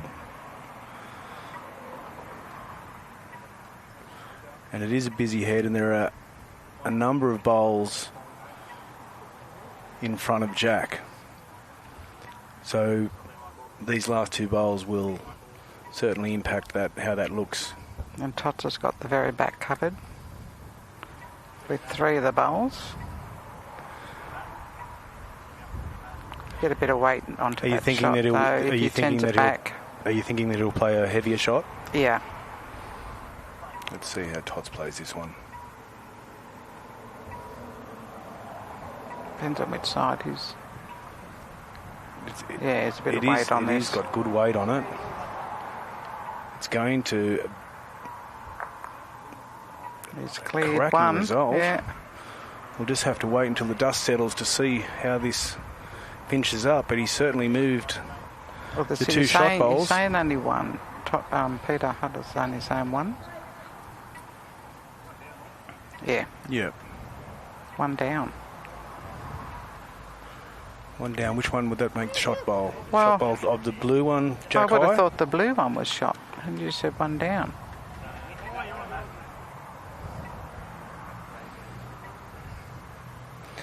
Our vantage point here is we're in the middle of the green, off to the, I suppose, the northern sort of side of Queanbeyan RSL, and can sometimes be difficult to pick up an angle, but we'll see if we can combine between cameras and live view. But I think that bowl there would definitely be shot.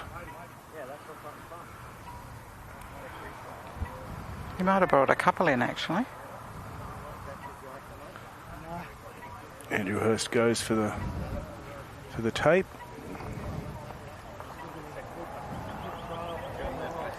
Stalked by Pete Hudson to make sure he does everything correctly and above board.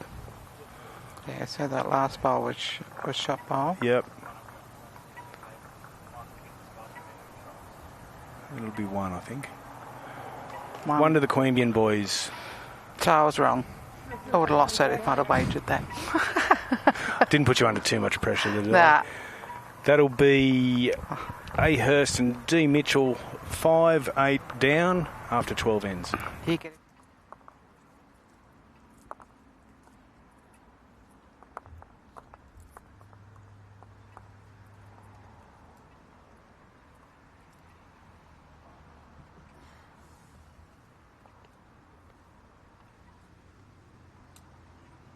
Yeah, good one, pal.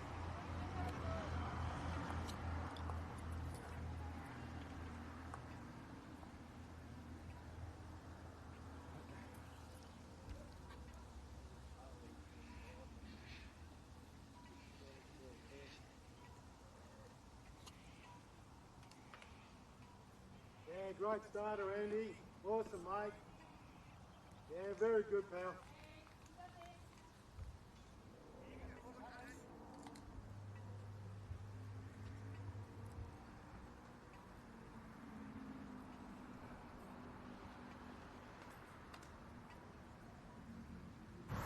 Welcome, Andrew Ashland, back to the microphone. Great start by Andrew Hurst on a almost full length end. Probably one of the longer ends we've seen played today. See if Andrew can give his first bowl on mate.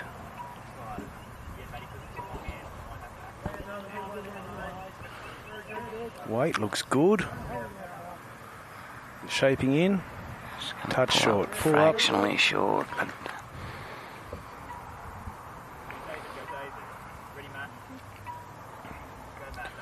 Pete Hudson didn't mess around with that one. He knew what he wanted to do. He didn't change his hand or anything. He just delivered the bowl. It's cut the head. Jack high, weight was perfect. yeah, weight was perfect.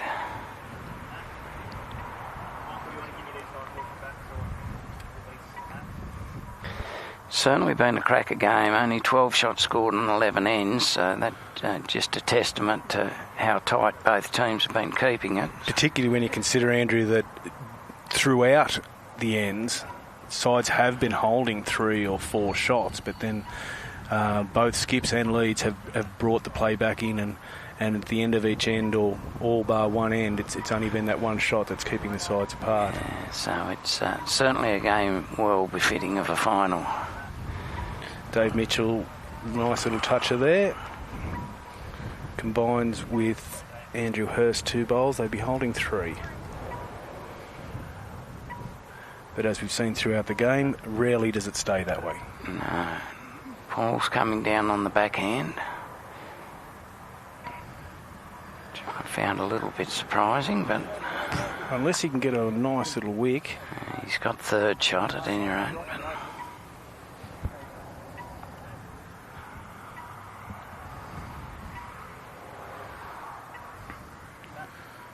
But Dave's got a nice little target there with a couple of bowls to come into on his backhand.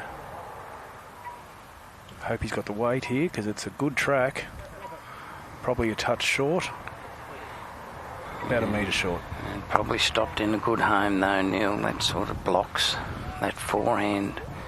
Takes that real authoritative shot out of play. Does.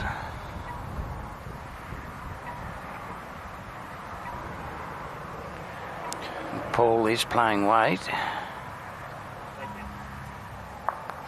Oh, he got lucky. How about that? Lucky there.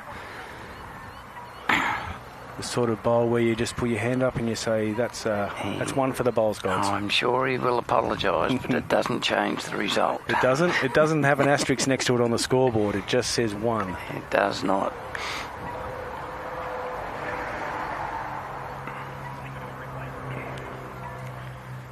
We've completed 12 ends here, so we've got 9 ends to go.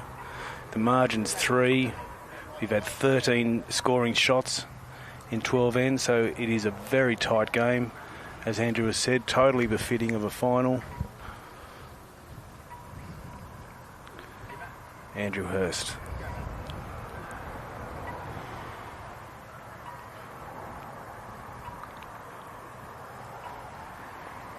I think it's around.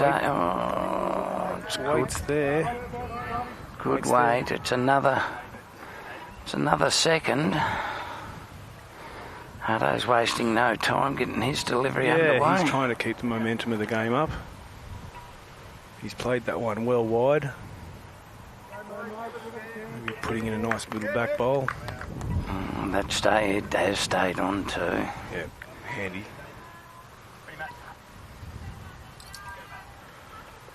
These bowlers certainly are not wasting their time. That's going to get a wick. 2 bowls behind, but they're still... They've certainly got that one lone bowl surrounded now, Neil, so... We'll see if he can still stay there. If Dave can play a good conversion shot, they've got a chance, or... Yeah, they've still got a chance of picking up a score if you can take that lone bowl out.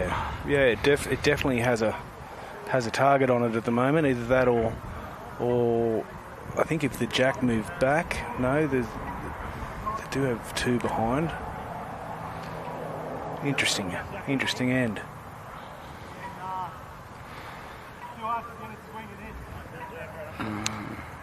No. Andrew Hurst suggesting there that would the jack in the ditch be an option, or jack towards the ditch be an option, but it's Dave said that's going to be a difficult shot. It looked to me like a backhand shot, and that's what Dave's playing, so he's got, even if he's tight, he's got 2 bowls on the way in that's got a chance of getting a result. And he's going to connect with them. That's and absolutely... Andrew Ashland calls it. Contact with one of his front bowls, and Dave Mitchell has stolen the shot there. Yeah, that's a really good bowl. It's the beauty of good weight.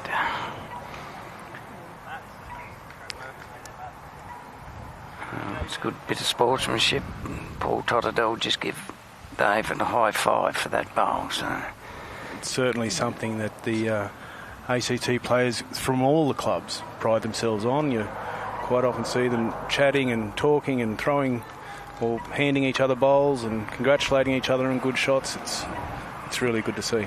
We do have the advantage over some of the bigger states in that respect, that we do play against each other week in, week out, and we know each other really well, so it's good to see that sportsmanship is alive and thriving in the ACT.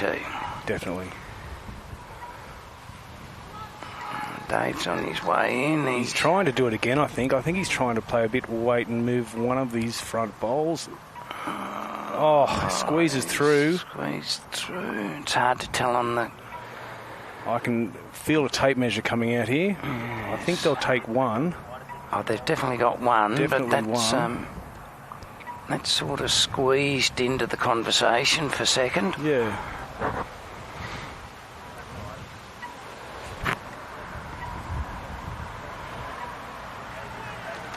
Paul assesses the head, and he's broken into a jog on his way back up to the mat. We're not in that much of a hurry, Paul. Just relax.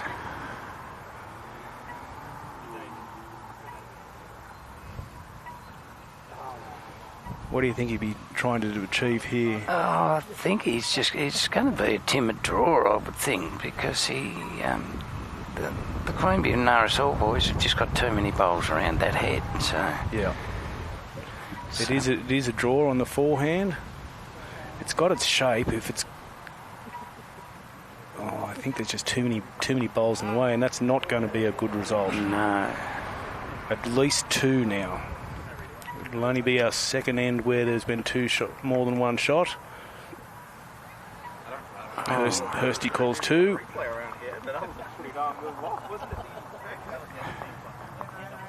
Two.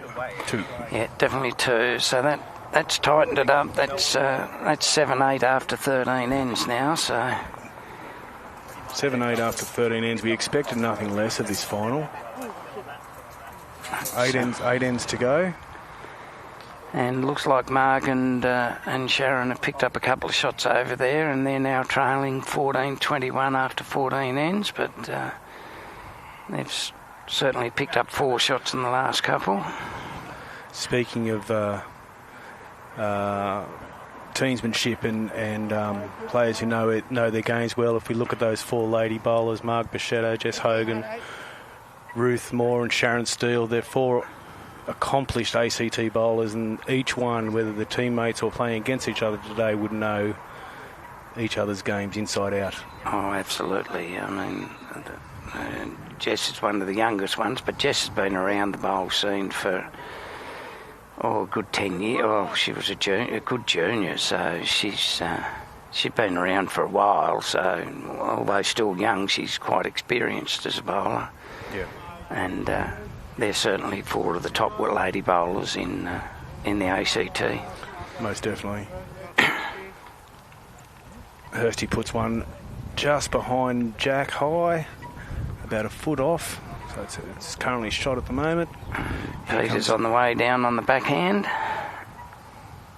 It's his familiar track, straight towards the Jack. He picks it up fat and says, "I'll take 2."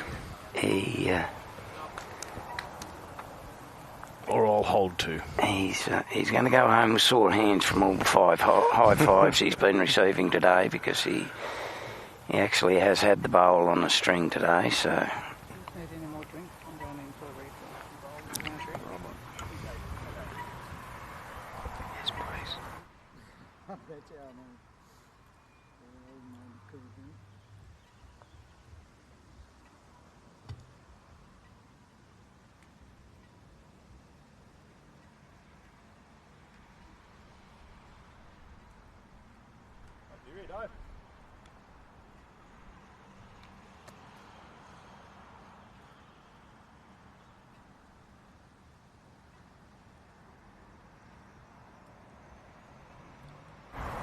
Dave's just put his bowl down, probably 2 feet short, but on a perfect line.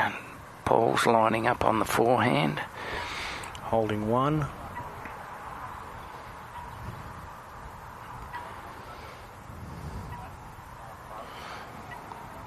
This is going to cut the head slightly, and short. And short.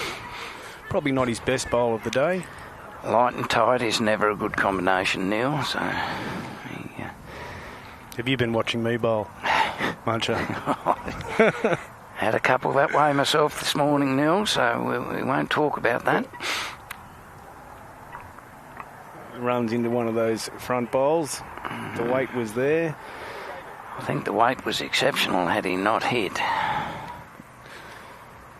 Tosses away, holding 1. Very, very steady and deliberate bowler is Paul Totterdell, and can be quite effective. It goes through.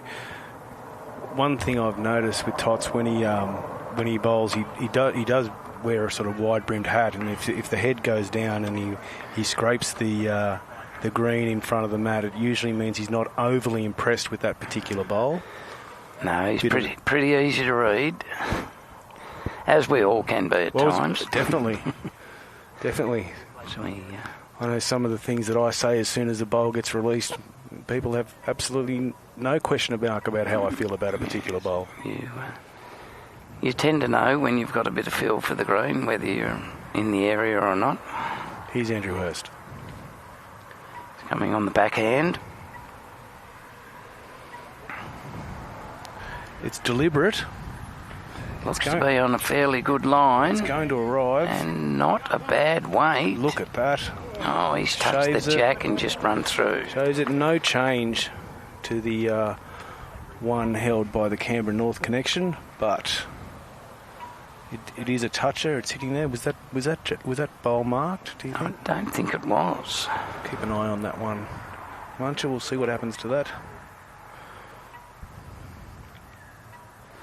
And Dave doesn't look to be going to his chalk pocket. Oh.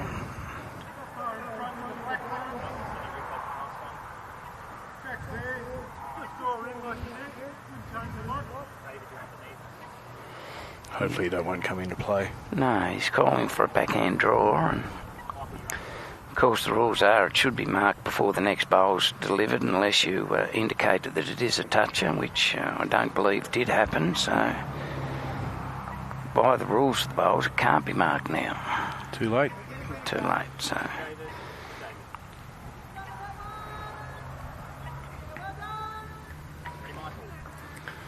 Peter's coming down on the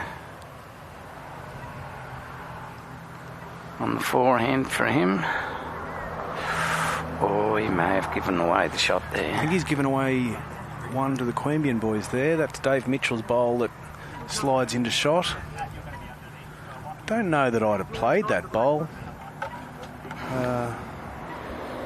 Yeah, I was surprised when I saw him coming down on his backhand. I thought he would have... Hutto's been playing particularly good shape on his forehand all day.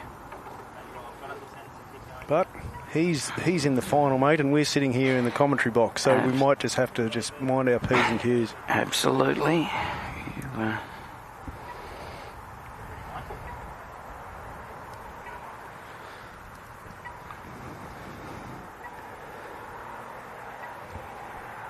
Dave's bowl needs to find that hole, or it's very close. That's a good third. Yeah, you'd have first and third shot at the moment. Paul's bowl sandwiched then in between. And Paul can't afford to be through that bowl of Dave's, as he's got two pretty good catches just waiting behind. It's going to be a touch wide. He's now got three pretty good touches. Three pretty good touches. I think we'll see some authority with this last bowl from Tots. Before that, let's just see how Dave Mitchell can affect the head. Don't know that he's going to run into that bowl. It was very good weight, Neil. Yes. Just a fraction wide.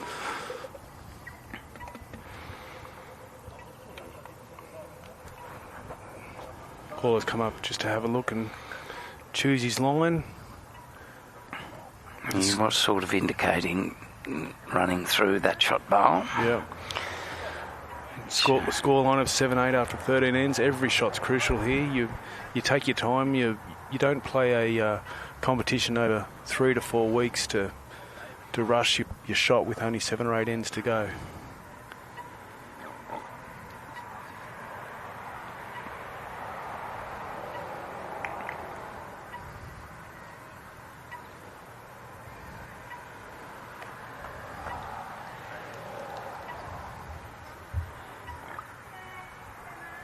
No dip of the head on that one, Andrew. Oh, Peter's asking for it to let It's go. a good line. It's close. That's a great bowl. Paul Totterdell. Absolute cracker. He didn't get the jack back, but he got straight through the shot bowl, and I think he's made 2 out of that. You can see the replay there. It might even be 3, I think, unless that jack high bowl of Dave Mitchell's out there comes into play. Oh, they're measuring the front one. Yeah, no, it's only 2. 2 down. 2, but that was a big bowl of tots in the context of the game. It could have been 8-all. Instead of that, it's 10-7, and they've got a 3-shot lead. 10-7 after 14. Yeah.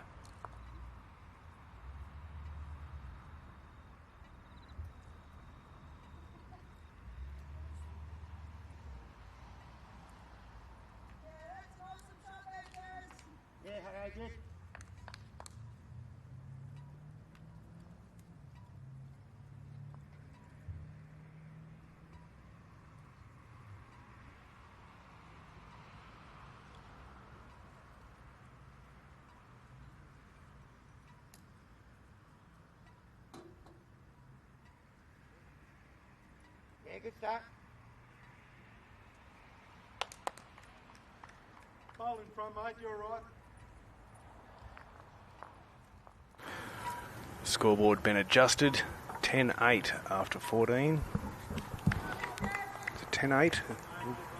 We'll just check that. It might be 10-7, but we'll just confirm that as soon as we can. Hursty's bowl slides into shot. The Queanbeyan sun has come back out again. The breeze has dropped off. Probably one of the hottest parts of the day now.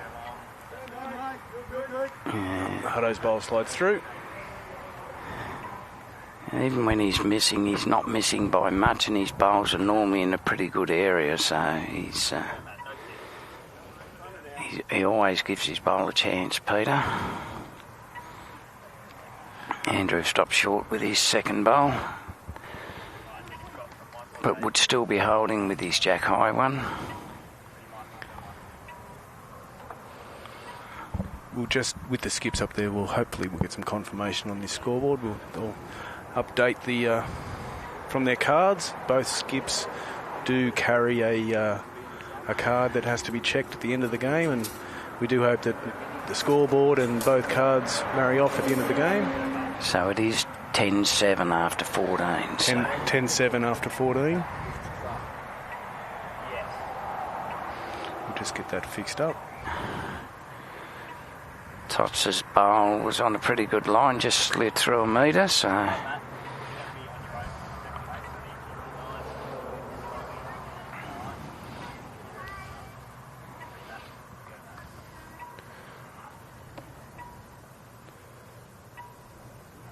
It's the weight here. It's slightly short. Slightly.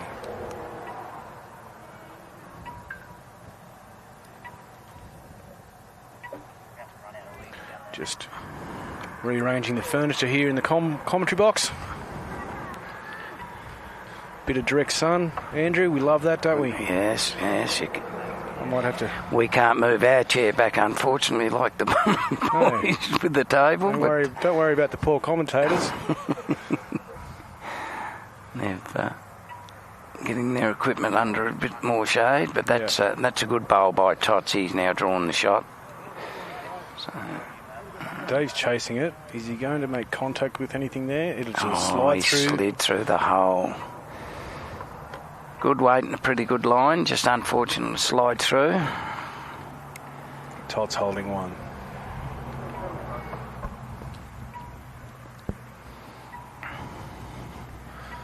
Update in the ladies' match, 23-14.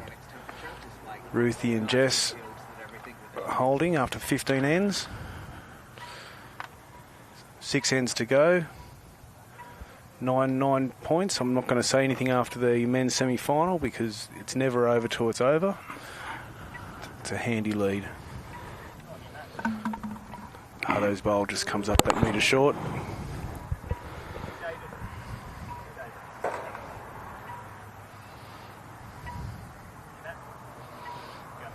Andrew's bowl's on the way on the backhand.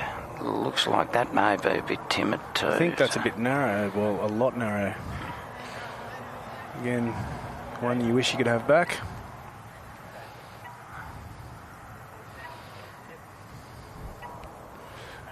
Breeze comes up and Hutto stalks his bowl. I think he likes it. As well he should. Contact there. He'll pick the... Puts him in a good position with one bowl on and one bowl sort of best behind. Yes, and of course Dave can't afford to play too much weight because they've only got one bowl in the head.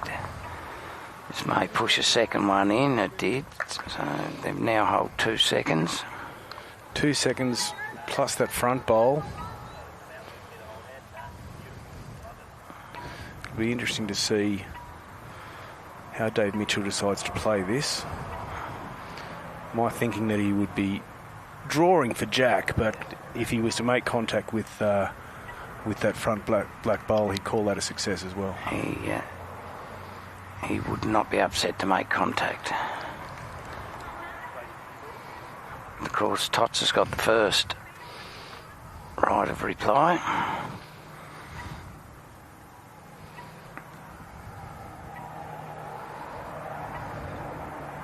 His bowl's on the way. It's backhand bowl. Looks to be somewhere in the vicinity. Touch wide, maybe. Just coming through. It's a good spot. It's a good spot to finish a bowl. Very good catcher. I would suggest not a long way out of the count. Will we get our contact on our Jack here? It's going to be close. Dave Mitchell, you are trying. Very close. covered one of Tot's behind bowls, so it'll make his last bowl, Dave Mitchell's last bowl, very interesting. But Yeah, we'll see we certainly give it a chance there with weight and line. So see if Tots looks like he's going to pull up fractionally short and not be in the line.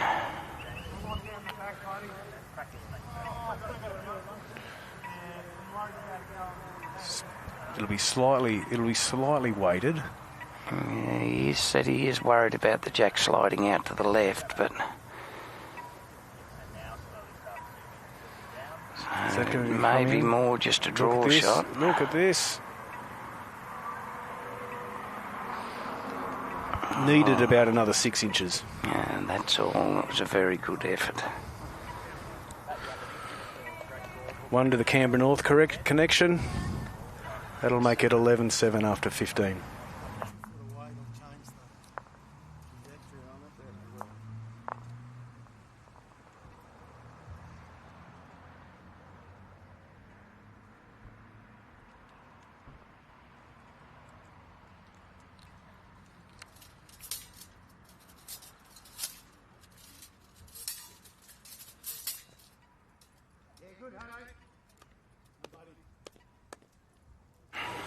Here we are in the 16th end of the ACT Men's Pairs Final.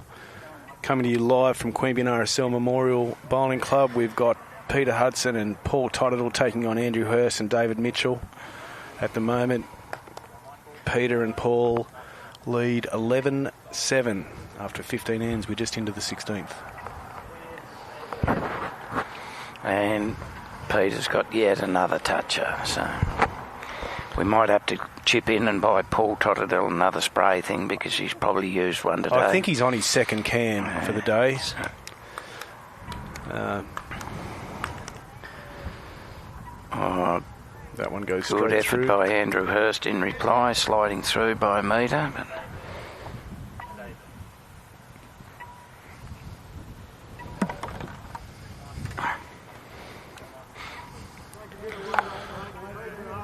Hutto breaks into a little trot as he chases his bowl down. It'll sit in a really nice spot just behind Jack. one on, one behind. It's a skip anywhere in the world would be happy with them bowls, and he certainly earned his keep today.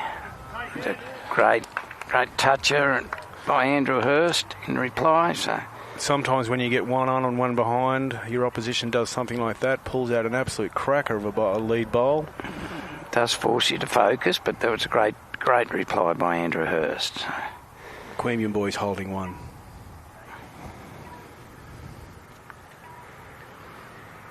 As always in these tight games, it's a pity that you end up with a loser because both teams could certainly hold their head up high for their efforts through today and the whole tournament.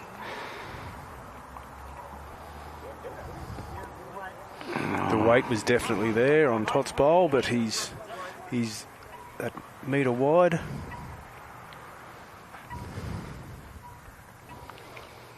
Dave Mitchell.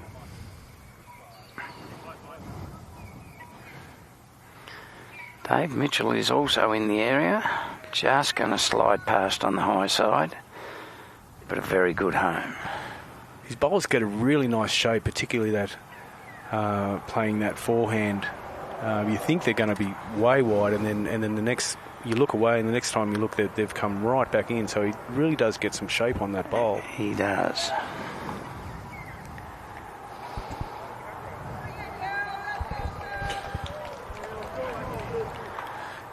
Four seconds. Yes, I suggest they would have 4 seconds, but you don't put seconds down on your scorecard either, so it certainly gives them some options At the back end. at the back end. And I think with Andrew's indicated 2, so Dave might have just slid into second shot with that one that went slightly past. beating the other 4 seconds to take 1 second. Yes. 1 and 2. Here we go. It's hard to see on the monitor, but Andrew certainly indicated too.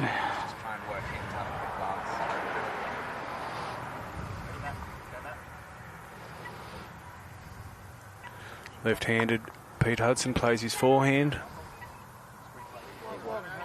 It's got some good shape.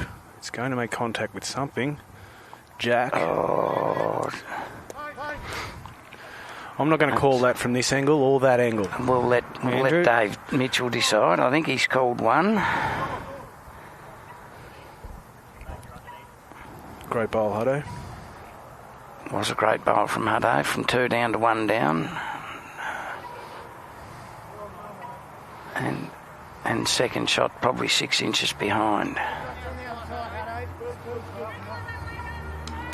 Perfect weight by Andrew Hurst. So, Touch wider with that jack movement. so Paul Totterdell has called Peter to come on the other hand now, so it's coming up on his forehand. His backhand, sorry. Being a left-hander. Again, it's good shape. It might just be a little bit too much. Just slid past the jack. Back bowls are always handy.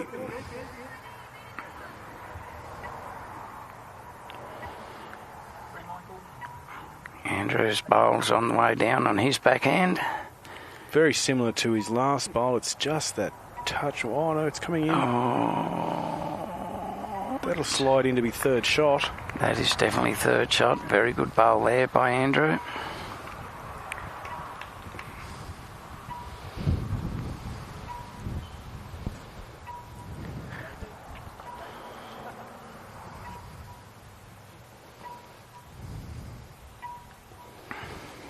The men's game's probably progressing slightly quicker than the women's game. We might end up with both games finishing at a similar time.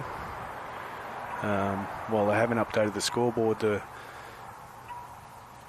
the scoreboard indicates that the ladies have played 16 ends, the men 15. They may be modified shortly, but there won't be a great deal of time difference between the finish of both these games. Oh, just pulling up short, Paul, on a Let's see. cracker of a line. No indication of a change, so is it one? I would suggest it's only one.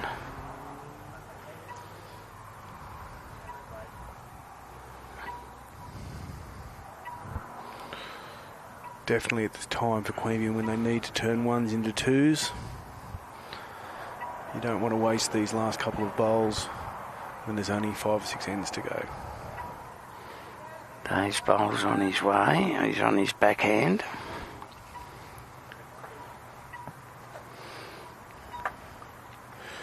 There is a gap there. He's not going to be... He's...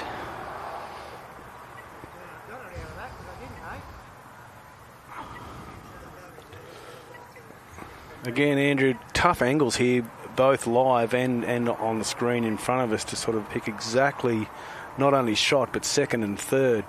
Yeah, So we'll see how this one plays out, but... I think Paul's down one. He's certainly got 1 second with that back bowl. And it'd be interesting between Andrew's bowl and Tots' front bowl for third shot. Yeah.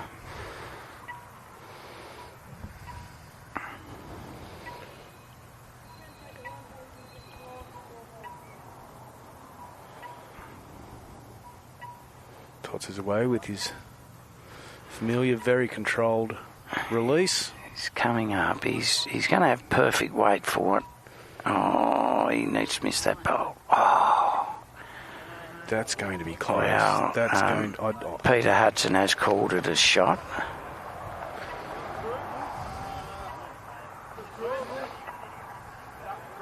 Not the first time that Tots has pulled out a cracker to take shot away.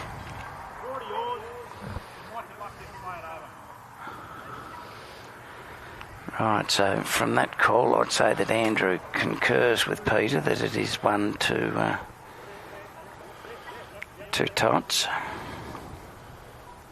The angle's certainly deceptive because the jack eye bowl looks shot live. And just with the scattered head, there's not an overly abundant of shots available. So we call that 1-1. Yeah, one to Totodile. So that's one to the Canberra North boys, 12-7 after 16 ends.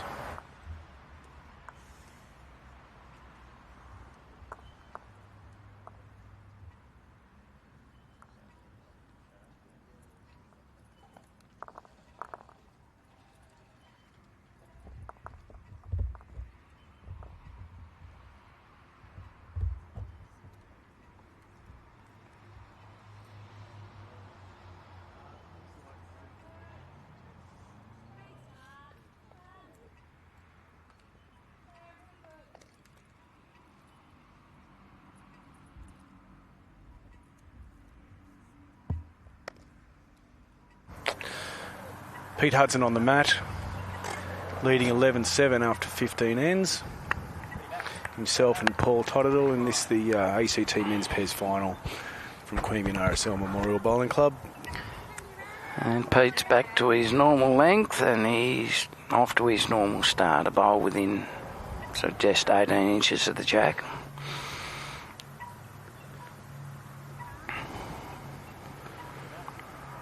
Andrew Hurst hasn't bowled badly himself either, so again he's on track here too. It looks like a good weighted shot. Just behind. Two good opening lead bowls. Let's see if Hutto can improve on his first. He's got a very distinctive delivery, Pete. He sort of rocks into his bowl, and I don't think I've ever seen him bowl better than he has in these two games today.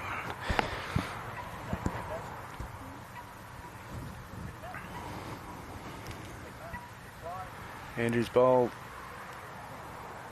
in reply. I think that's going to touch something. Pick up Jack. Oh, just shave it. Slid past the jack. Two bowls just off to the left of Jack behind. Good foot behind.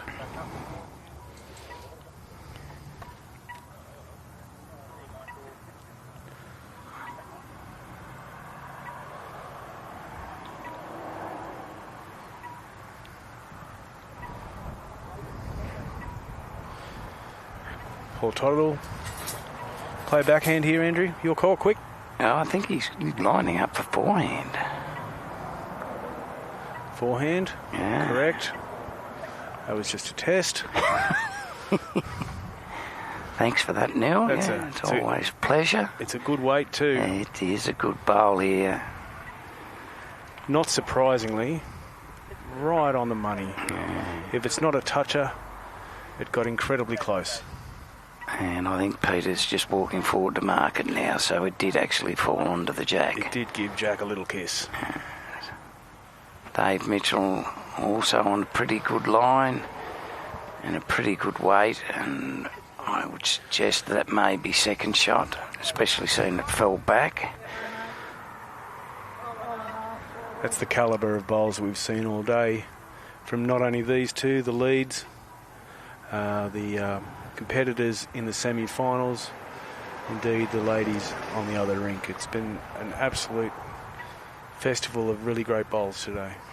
And of course this all made possible when you've got good greens, and Queanbeyan RSL has certainly got the best greens in the ACT in my opinion, and along with the best greenkeeper in the ACT in Wade Turner, and he certainly always turns out a well prepared and manicured green. So Paul Totodile puts a cracker, but I concur with everything you said there. Muncher absolutely dead on the money. Wade Turner, best in the business, and he's been awarded so too. He's got two New South Wales Greenkeeper of the Year awards, which is an award that's very hard to win, and he's won it twice. So that's, even his peers recognise his skills. That was a great bowl by Dave Mitchell. He's turned one up into, can't see from the monitor whether it's, I think he it's got two. Paul's out. I think it's two shots. I think it's two. Yeah. Just from the live view I've got here, there's nothing else blocking it, I think it'd be 2, but we'll get another look at from the screen here. Because I think he took out Paul's bowl clean, and Peter's coming in. I think he's just going to duck under the head. He has. Cut the head slightly there. As the Queanbeyan sun belts down on us direct again.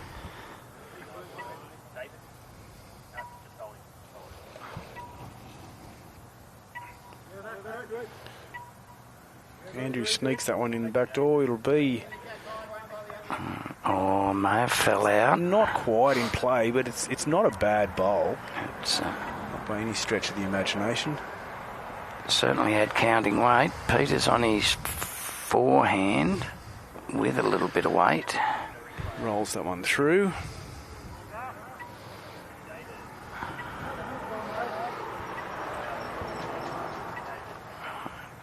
David's asking for him to draw to the bowl that's about 2 feet behind the head. Suggest maybe count and cover. But, he's a little bit wide of that. A little bit wide. Probably split up them 3 back bowls of the Canberra North boys, so it's not all lost on that shot. Probably, so we're in a situation it's probably Andrew Hurst and David Mitchell holding 2 at this time. But as he's done on so many occasions, Paul Totterell will be doing his absolute darndest to change that. He's coming on his backhand.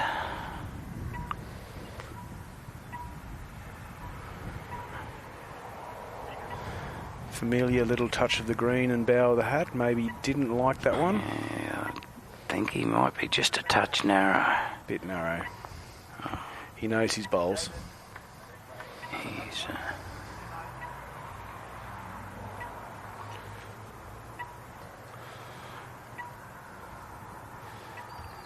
Dave Mitchell, we think holding 2 with another one on the way. Again, is this one a touch narrow, Andrew? Oh, I think it's a bit touch narrow and a touch short. You know, that dreaded combination of... Yes. But I mean, when you're holding 2, you don't want to give it away to the opposition, and the Canberra North boys have got 2 lurking just behind. Yeah.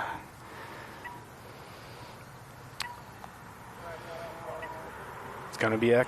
Oh, Totterell has done it again. So we'll just see how that bowl fell. Oh, he's called him through, so they're definitely down. that's Tots is holding with that last bowl. he's done it time and time again today. I don't think Dave's going to turn under that weight. Too many bowls in the way on that hand. He was trying to come under his own and just flick that shot bowl out, but it's another one to the Canberra North boys, and they extend their lead to 6 with 5 to go. So 13-7 after 17 ends.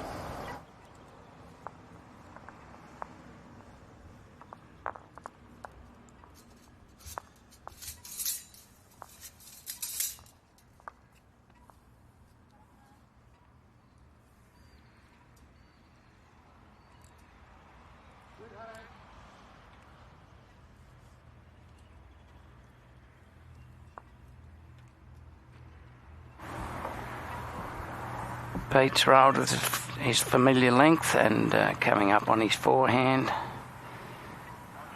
Bowl halfway down the green looks to be on a good line. And as he has done all day, on fairly good weight. Just slid through a metre, but a good starting bowl. Andrew Hurst on his backhand.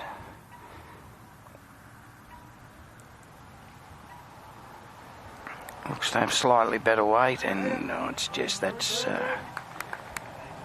he's drawn shot bowl jack high. Pete Hudson doesn't waste any time on the mat whatsoever. He's got his second bowl well underway. Oh, and just slid past again.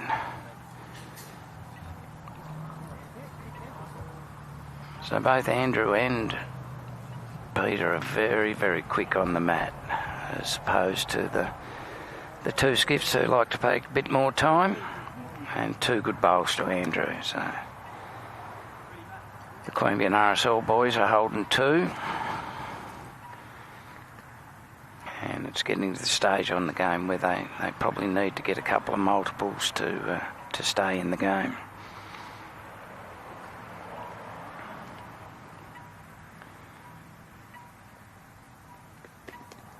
Paul looks like he's lining up on his forehand. The bowl's on the way.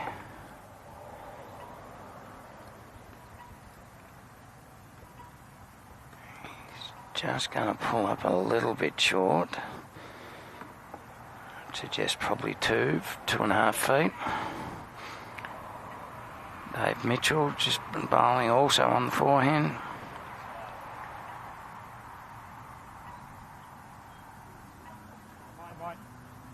And this looks like it's may have just run out of the count.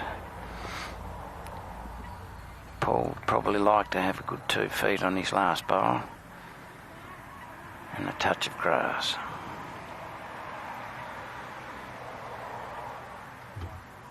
It's coming again on the forehand.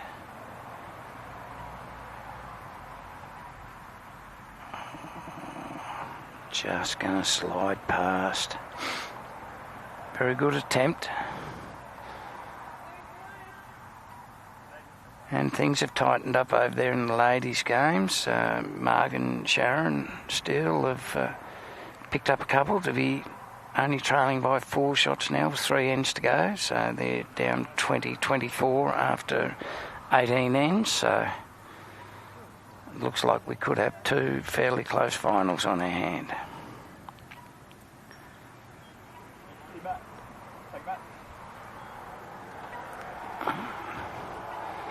Just waiting for the leads to get back down the other end. I'm sure once they get there, that it won't take long for a bowl to be coming up the green.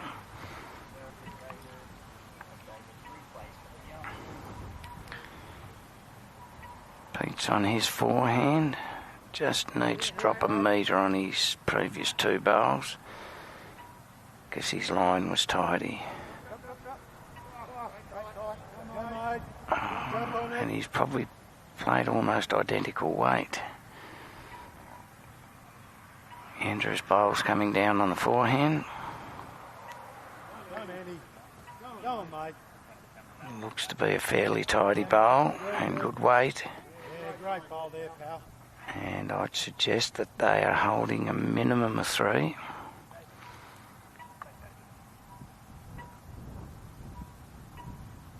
Pete's coming down on his forehand, trying to change that situation.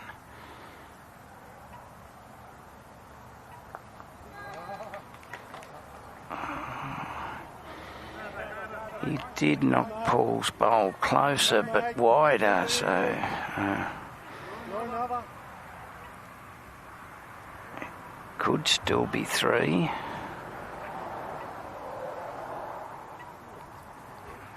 Between the sun and the angle, it is hard to tell. Andrew's probably pulled up short, but I do think they're holding 3, the boys.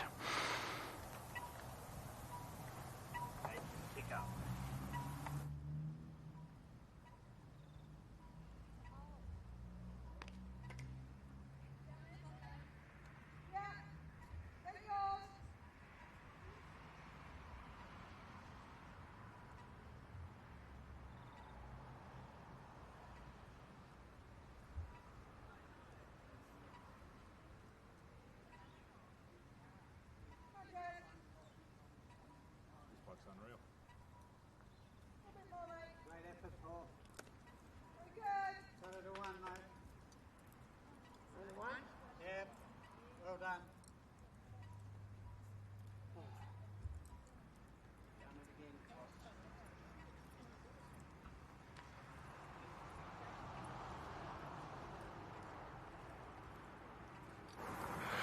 I think Andrew Hurst's front bowl would be holding shot at the moment.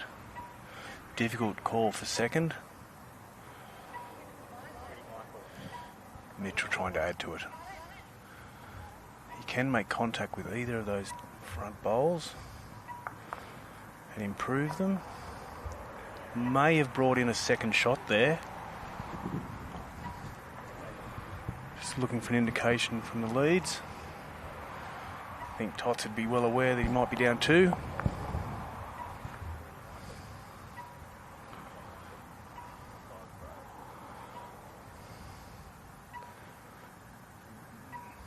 It's a good line. It's probably second shot there. Waiting for an indication from Andrew Hurst. I think he's called 1.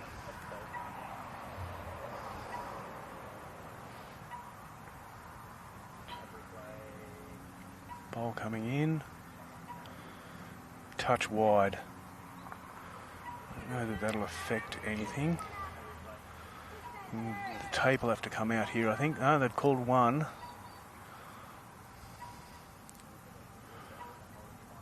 Measuring for a second shot here. There'll be a fair few bowls involved in the measure.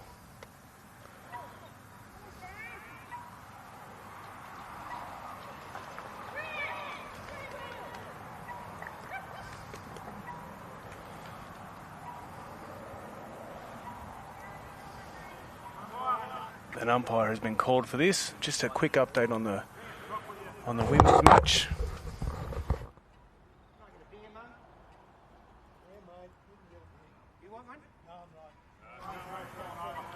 24-20 after 18 ends on the scoreboard. Mark Bichetto getting quite excited there with a couple of bowls, so could be very close there. Yeah, from this angle, it looks like Sharon Still's holding bowl with that one just slightly narrow, jack high. The referee, the umpire call's been cancelled, I think. What was the... didn't see what the score adjustment there was.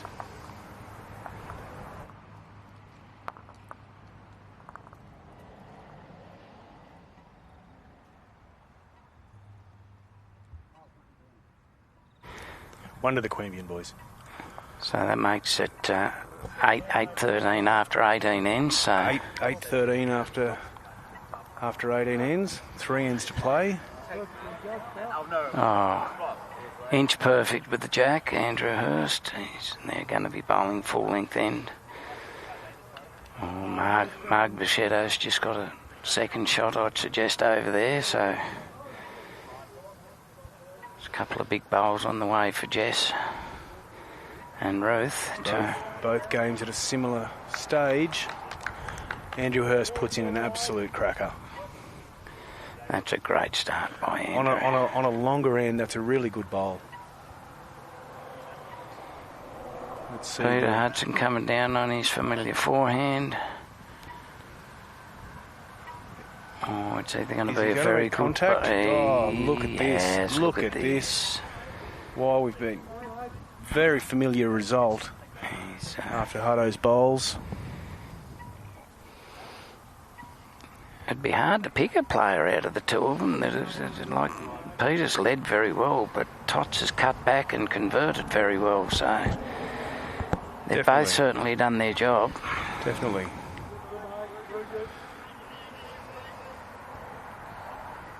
Hutto would be holding 1 at the moment. As we look over, Jess Hogan about to bowl her last bowl on the 19th end of the women's final. It's kind of all happening, Andrew. It is. It's both getting very... Oh, Jess, you just run into a short bowl, which didn't help. We'll just wait for an indication. So Ruth's kicked out 2, 3...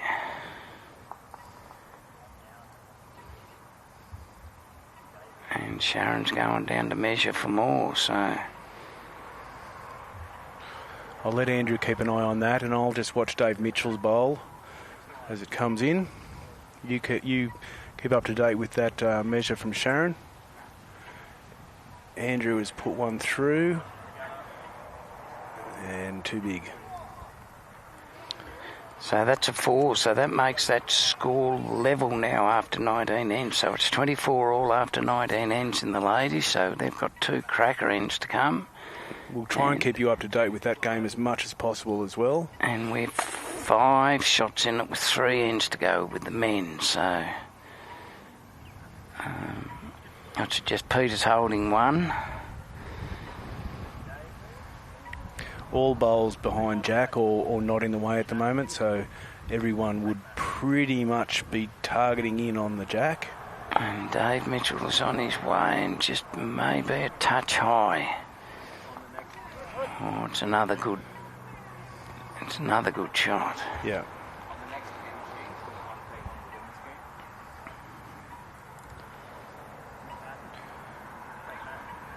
Tots likes this one. Just not sure, not convinced it's going to run. I don't think it's got the petrol. Great line and probably just that metre short. Yeah. This is probably one of the longer ends that we've played today. The boys have been playing a fairly consistent sort of length in most of their ends, but the mat's gone back on this one and it's gone full length. Just next door, Ruthie's bowl. It's just run through, so Sharon's holding, I would suggest, with 1 8 inches short, and Ruth's probably a foot behind. So we don't have the luxury of a zoom-in screen on the women's match, but we are calling it as we see it the best we can. And we'll try and keep you updated on both games as Andrew's just slid through. Sharon Stills put down another cracker, so. And Tots is coming on the forehand and looks to be somewhere in the area. Touch wide. Oh, touch. He's brought in Andrew Hurstbowl for a definite second shot there now. I would suggest they're probably holding second and third now. Yes. He doesn't like it. No, I think he's tight by the sounds of that.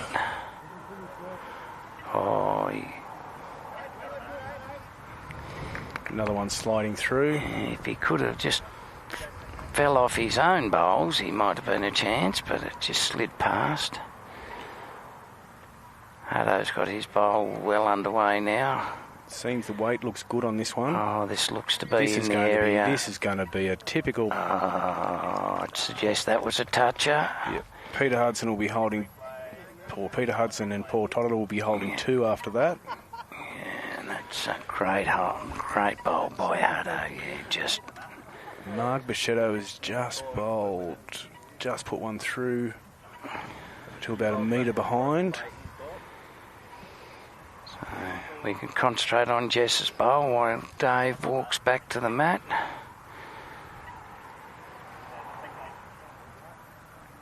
So that bowl... The weight looks good on that one by Jess. It does. That game's turned into a cracker. Oh, she's just a foot short. Dave Mitchell's playing weight. There is a target there. He's a fraction wide. Missed it and knocked his own bowl out. Put himself in a good spot there behind. Yes, hasn't he? 2 feet behind, right behind the line. He won't be that disappointed with that result. He's still got a bowl up his sleeve. Again, our sportsmanship on display as Dave Mitchell gives Paul's bowl a good clean for him. Cleans off all those toucher marks. They've been regularly applied. It's Jess's bowl well underway. Tots just walking back to the mat. Ruth overlooking. Oh, Jess has just slid through by 1 metre, but another good catcher in behind. Just looking for an indication from the ladies about where shot is at the moment. We can't give you that. They're playing their cards very close to their chest. I do believe the Sharon short bowl is shot from here, but we are... Tots gave us his little green tap there, which means he's usually not overly happy with that bowl when that happens. And it's probably he was just a bit high on the high side. His weight was pretty good. The weight was good. The weight would have been effective had it been that touch narrower. Dave Mitchell again playing good weight. He is playing weight. He's not happy with it. Oh, he's took his own closest out.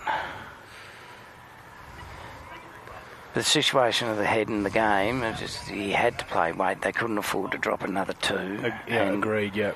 Paul hasn't tried with this one. He's just made sure that he's nowhere near the head, and they'll take 2, and that will give them 15-8 score line with 2 ends to play, Andrew. Yes, that's going to be tough. That is going to be very tough from there.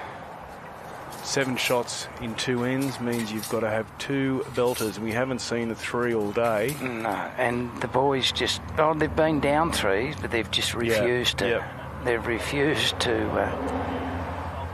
Sharon Steele has just bowled on the far rink. Trying to just get an indication. Marg will celebrate if it's effective. It's in the area. Yep. Hutto's first bowl a metre through, but on a perfect line. He just hasn't missed his line all day, and very seldom has he missed his weight. So he's played some very impressive bowls, as has Andrew, and Andrew has put another belter in. He'll be it's holding shot. We wouldn't call it a belter. No, but I don't think any of the 4 bowlers could go away disappointed with how they've bowled today. The Canberra North boys have just controlled more heads and probably converted when they was town. Yeah, I agree. Yeah. But they've all 4 played exceptional bowls. Yeah, very rare. Out of all the bowls seen today, there's been really very few ordinary bowls. There's been bowls misdirected, but there's been nothing that's. I was very impressed with young Logan from Yass. He's got a good temperament, a good delivery, and just seems like a cracker of a young man. So 17 years of age. And I think he's got a bit of bowls in front of him. And Yass have got at least 12 or 14 juniors down there, so they're showing the rest of the ACT how to develop a junior program, and something that all the other clubs could and should take on board. So, and hats off to Brett Penyu for that. Brett puts in a hell of a lot of effort with the juniors at Yass, and they are really the shining light as far as ACT clubs go when it comes to junior development. And their etiquette and on green behaviour is exemplary, and that's also a credit to the club and everyone involved. And I think Matty Stiles has a fair bit to do with coaching the juniors. So I think if he sticks with that program, he's got... Dave Mitchell puts in one to Jack High here. Sorry to interrupt you there, Andrew. That's fine. I don't know if that's going to be shot. That'll be pretty close. It looks shot from here, Neil. It is probably a foot narrow, but it looks to be Jack High. And Tots is very close with this one. He's got a toucher and the shot.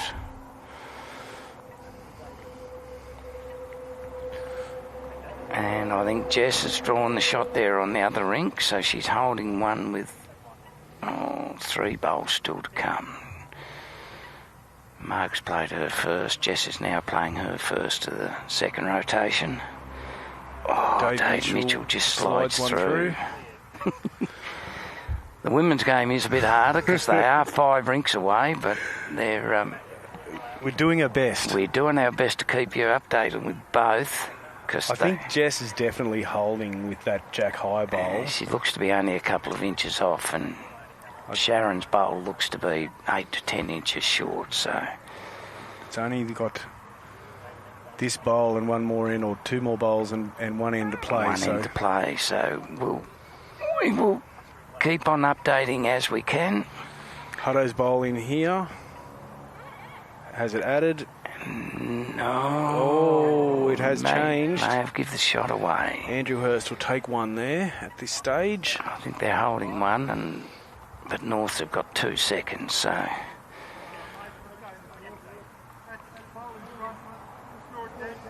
And now Jess has got the dilemma of does she bowl and potentially give the shot away, or do they take a 1-shot lead into the last end? Her and Ruth are having a mid-pitch conference. Andrew Hurst on his way on his forehand has bowled a cracker. Very good bowl into the head. may have just fell forward and fell out of the count. I think the fall will rule it out, but geez, what a big bowl. It was certainly a shot until it fell. Hutto's chasing his bowl down. Let's see what Jess is going to do on this far rink. I think she's chosen to play. Oh, Hutto. Where's that jack gone, Neil? Hutto will be holding 2 here. Oh, what a cracker of a bowl. What a cracker of a bowl, Peter Hudson. You've had a blinder, young man.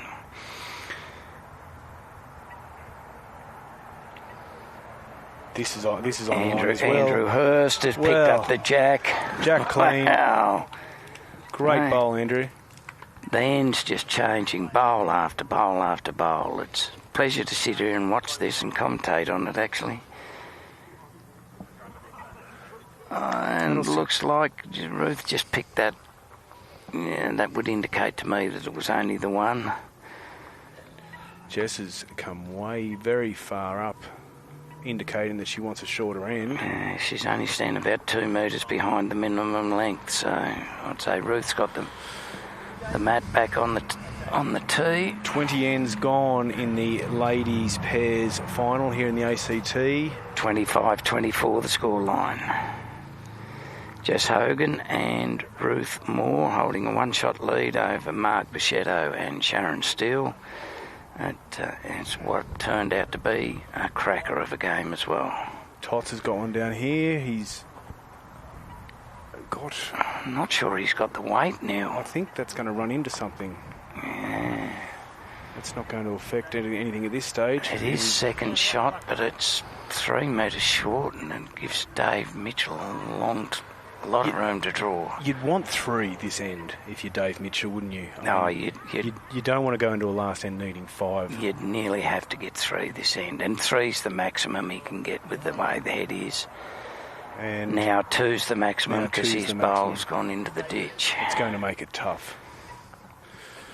And I would expect Paul to get closer with his second than he did with his first. Sharon Steele, meanwhile, over on the ladies' rink, has put one a metre behind, directly behind the jack. What's Tots done? Tots, he's got a good second. So. Tots would be happy to give up one at this stage. I don't think he'd even mind giving up 2. He certainly didn't want to give up bigger than that, but I don't think Dave's going to reach the head. He's not. It's going to be 1 to the Queanbeyan boys. So that's a 6-shot lead going into the last end, which the way the boys have been playing, that's very, very tough to overcome. 9:15 after 20 ends. The ladies are, as we said, 25-24 after 20 ends, and on our angle, we have absolutely no idea. It's either the purple and white bowl or the white bowl. I'm waiting for any of the competitors to give us some sort of indication about where it is, but we're getting duck eggs. We're getting nothing, zilch. So Andrew's bowled almost a full length end. I'd suggest it's probably only 2 metres short. So we're now on the final end of both the men's and the women's finals. Jess Hogan's bowl on the way. He's coming close. Andrew Hurst probably dropped a metre short. That's Hutto, can he finish the way he's played all day? I'm confident. He's on his forehand. He likes it. He likes it out of the hand. I like the weight. Is the line there, Andrew? He's slightly narrow, but he's not going to... I wish I was slightly narrow like that all the time. He did get a toucher, but he did run away a foot, so I was quite correct. That's... shot at the moment. That's definitely a shot at the moment. And it's 2 feet away. It's going to be hard to get 6 bowls inside that. But Andrew's got the first one. Andrew's got one of them. And Mark Bichetto's drawn an almost a resting toucher on this other rink. So just putting her second bowl down. Hutto putting his second one down. Oh, and Jess has trailed the jack. Oh, you do that game. You do that. I'll try and... We've been spoilt by the bowls on display here on both rinks. The men and the women can all hold their heads up high. Andrew Hurst and David Mitchell are holding 1 in the men's game on the last end. They need 7. Marg is probably behind at least 1. I would say at least 1, but she has got a bowl about a foot short, and Sharon has a bowl about a foot behind. So Dave Mitchell has... he's drawn a second. He's drawn shot. That jack rolled in. That jack dropped into place, so that'll be shot. Marg was just slightly undergrassed on that last one, run into the front couple. Ruth high-fives Jess on the crossover because her bowl was an absolute bomb.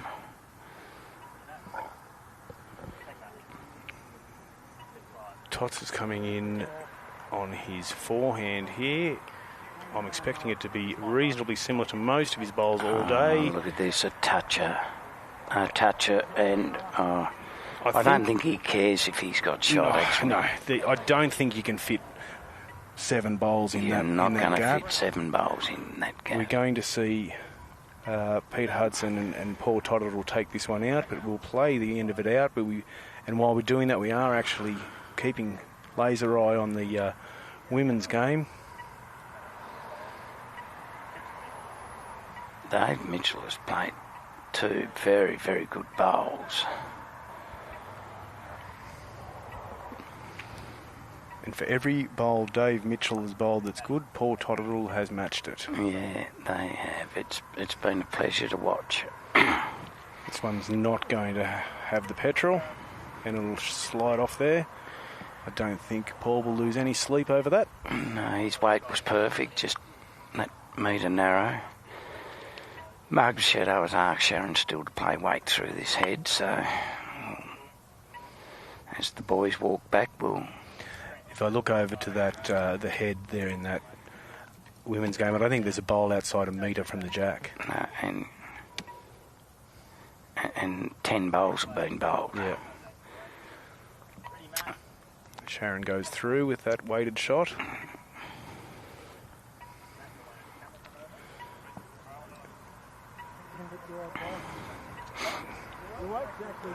That's one of the 7 that Andrew needed. Again, the weight was there. It was just slightly misdirected. It's almost impossible arcs to get 7.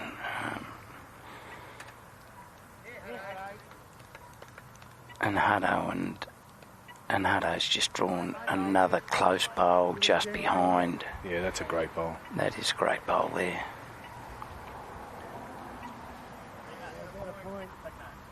And they can't afford it. The boys from Queanbeyan RSL can't afford to play weight because they need every bowl to count. Yeah. And I just don't think that Peter and Paul have let them into the game. they haven't. They've just been stranglehold. Every time they've had a chance to make a score, either Peter or Paul have converted and cut them down or cut them out completely. So, and Ruthie's just run a bowl back through for cover on the other rink, so they're 25-24 over there. 25-24 and holding. So Sharon's playing weight on the backhand. The bowl's underway, so we'll let you know. One goes through as well. I don't know that'll even stay up. It didn't make contact with the head. I thought coming in it was a very good bowl, but it just slid through on the narrow side.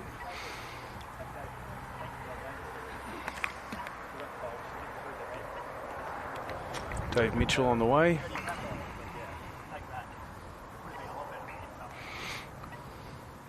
It's a good trajectory. I don't know if it's got the It's legs. just going to slide out, isn't it, or not? No. Oh, not by Wow. much. Not by much. Well, less than a foot short, you would imagine. It's sort of been the sign of Dave Mitchell's day. He's got 3 bowls perfectly weighted and within a metre of the jack, and he doesn't have shot. And Paul's just put a bowl, a foot behind. Stranglehold. And it's game over, I'm afraid, on that one. Jess has put her first bowl down. She's not going anywhere near the head. They're just trying to protect the one-shot lead that they have. And Dave Mitchell takes jack, and he's made 2 out of that, Andrew said. 2 down, Paul's got one about. they're shaking hands, Andrew. That is match in That the is match. ACT men's pairs final. Paul Totterdall and Pete Hudson getting away in the end with a 17-9 victory. We've got 2 bowls left in the women's game. Marg bowling her final bowl now. See if this... Again, no impact. I don't know if Jess will bowl this last one. No, she won't, mate. They'll shake hands. Oh, if they don't. She's just confirming the head before she calls it. Oh, Mark's still got another one on the back. Oh, yes. Sorry, 2 bowls to go. 2 bowls to go. My apologies there, Andrew. I couldn't work out what was going on, and then I just saw Mark's bowl sitting on the bank there, so that's why Jess was looking at the head. The wash-up of the men's, that's correct. It was 11:15. 11:15 after the 21 ends. Pete Hudson and Paul Totterdall getting away with that one, 15-11. My apologies. Trying to commentate on 2 different games at once is a challenge. And we give 2 to the wrong team. Jess, you've just slid past the back bowl, Sharon Steele, but I think she was just trying to put one in there behind just in case that jack goes straight back. I think she was just trying to sit Sharon's bowl. Because Ruth pointed to that bowl, so now it's in the laps of the god and in the hands of Mark Bichetto with her last bowl.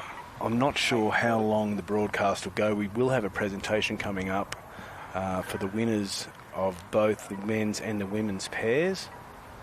That one goes through as Mark's well. gone through wide, so The ladies congratulate each other, and we have our winners. Jess Hogan and Ruth Moore have defeated Marg Bichetto and Sharon Steele it'll be probably 26, 24? 26-24, I would imagine, yeah. 26-24. Minimum of 26-24. We're just trying to get a shot of that now, of the ladies. Well done, Jess and Ruthie. Commiserations to Marg and Sharon. I think they've all won multiple titles, them girls, so they, again, everyone that's bowled here today can hold their head up high. There's just been some exceptional bowls. Thank you all very much. I hope you've enjoyed the broadcast, and we'll be back here broadcasting ACT Bowls at our next event. Thank you very much.